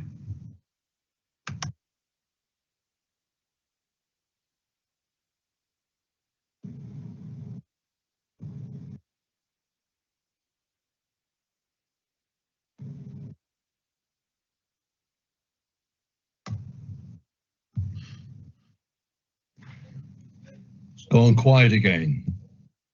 Did you not catch any of that? Yeah, we did. I think it's the chair that's dropped out, has she? Councillor Bull, can you hear us? Yeah, I've heard nothing since Gemma. No, I haven't, no. Councillor Bull's microphone is on mute. Can you hear us, Councillor Bull? I am sorry, my microphone was on mute. Yes, I heard it all, but it gathered that several didn't.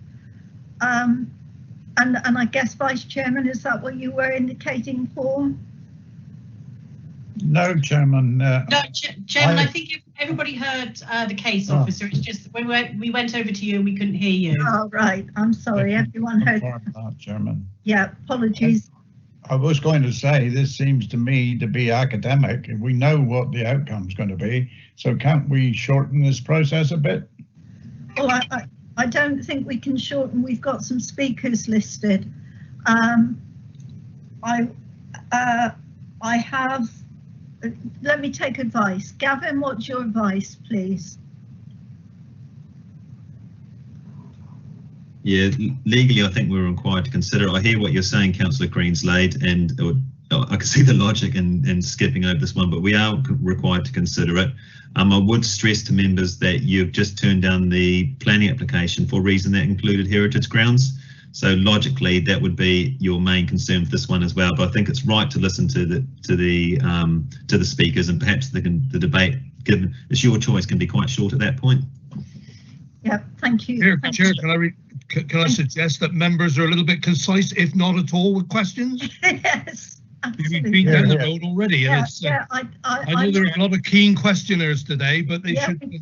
We do have one or two very keen questioners, but I hopefully this will be a very quick one if we stop talking about it. Right. Emma, can you confirm that Councillor Hick wasn't looking to speak on this one as well, please? Chairman, Councillor Hick hadn't registered to speak on this application. We just have a supporter. Yeah, that's right.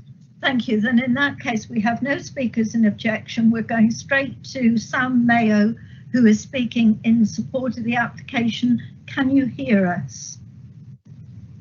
Sam Mayo? Hello? Is Sam Mayo on the line, please, Rowena? Yes, I'm here. Oh, right. Hello. Mr. Mayo, you have 3 minutes to put your case, and you'll be told when 30 seconds remain. Thank you. Okay, thank you. My name's Sam Mayo. I'm a heritage consultant with CAD Heritage. I work alongside the architects. Obviously, as you've all been touching upon, seems little point in me speaking. In hindsight, perhaps we should have run these together so we can get a better idea of the heritage issues, but I'll just try and go through them concisely. Historic England do not object to the proposed apartment block, neither does the Conservation Officer, and both have acknowledged that this enhances the setting of the listed building, aided by the removal of the unsightly 1960s hall extension to the east. Moving on to the physical impacts on the listed building of concern to Historic England, it is important to read these in the context of the current situation. The concerns relate to the removal of pews and the levelling of floors, because the rest of the interior is actually to be sympathetically adapted and refurbished, and the insertion of a pod to provide bedroom accommodation. In respect of floors and pews, had the church retained the building for worship, it is highly likely that by now they would have moved to adapt the building to create a more flexible space. Our work with numerous churches across Cornwall has shown a desire to remove pews and level sloping floors in order to allow the use of regular chairs which can be positioned in different patterns and moved to one side to support multiple uses. Due to the poor condition of this particular building, any such alteration would need to have been carried out alongside a substantial body of repair and refurbishment works at a great capital cost. Such costs would make the alteration project unviable for the church or any of the community-based groups which could have acquired the building when it went to auction. Doubtless, there was also concerns about the high running and maintenance costs associated for community uses of this building. However, a residential conversion can support these alterations, underpinned by the apartment block, which provides a crucial leg up in terms of capital costs. terms of the pod, the scale of the pod reflects the proportionate number of bedrooms for the scale of the building and the financial implications for running costs and long-term maintenance. The pod principle emerged from pre-app discussions with the conservation officer, who is supportive of this aspect of the scheme. She was also supportive of the way in which the pod avoids physical impact on the walls and ceiling of the chapel. This also allows the single-storey vaulted worship space to be read around the intervention. 30 seconds remain. Crucially, the pod approach makes the intervention reversible, allowing all of the spatial proportions of the chapel to be reinstated later in full without adverse impact should the building become accessible again. There are obvious advantages to the exterior envelope in terms of refurbishment and repair, which I will not go into, but these will obviously prevent further decay of the building and a worst case when you next consider an application for the site. Thank you. Thank you very much. I'm guessing there won't be any questions, but perhaps you could just stay in case there are. Are there any questions for clarification, please? Can you confirm, Vice Chairman? I see none. No indications, Chairman. Thank you.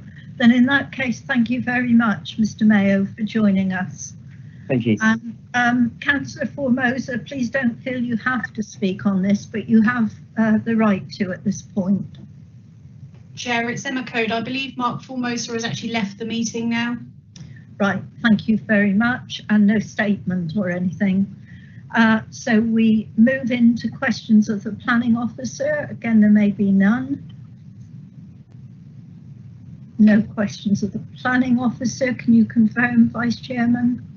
Just a question from myself, really, Chairman. Yeah. Can this lay on the table, or do we need to refuse it outright? Can I bring you in again, please? Gavin? I'll bring Gavin Smith in on that one.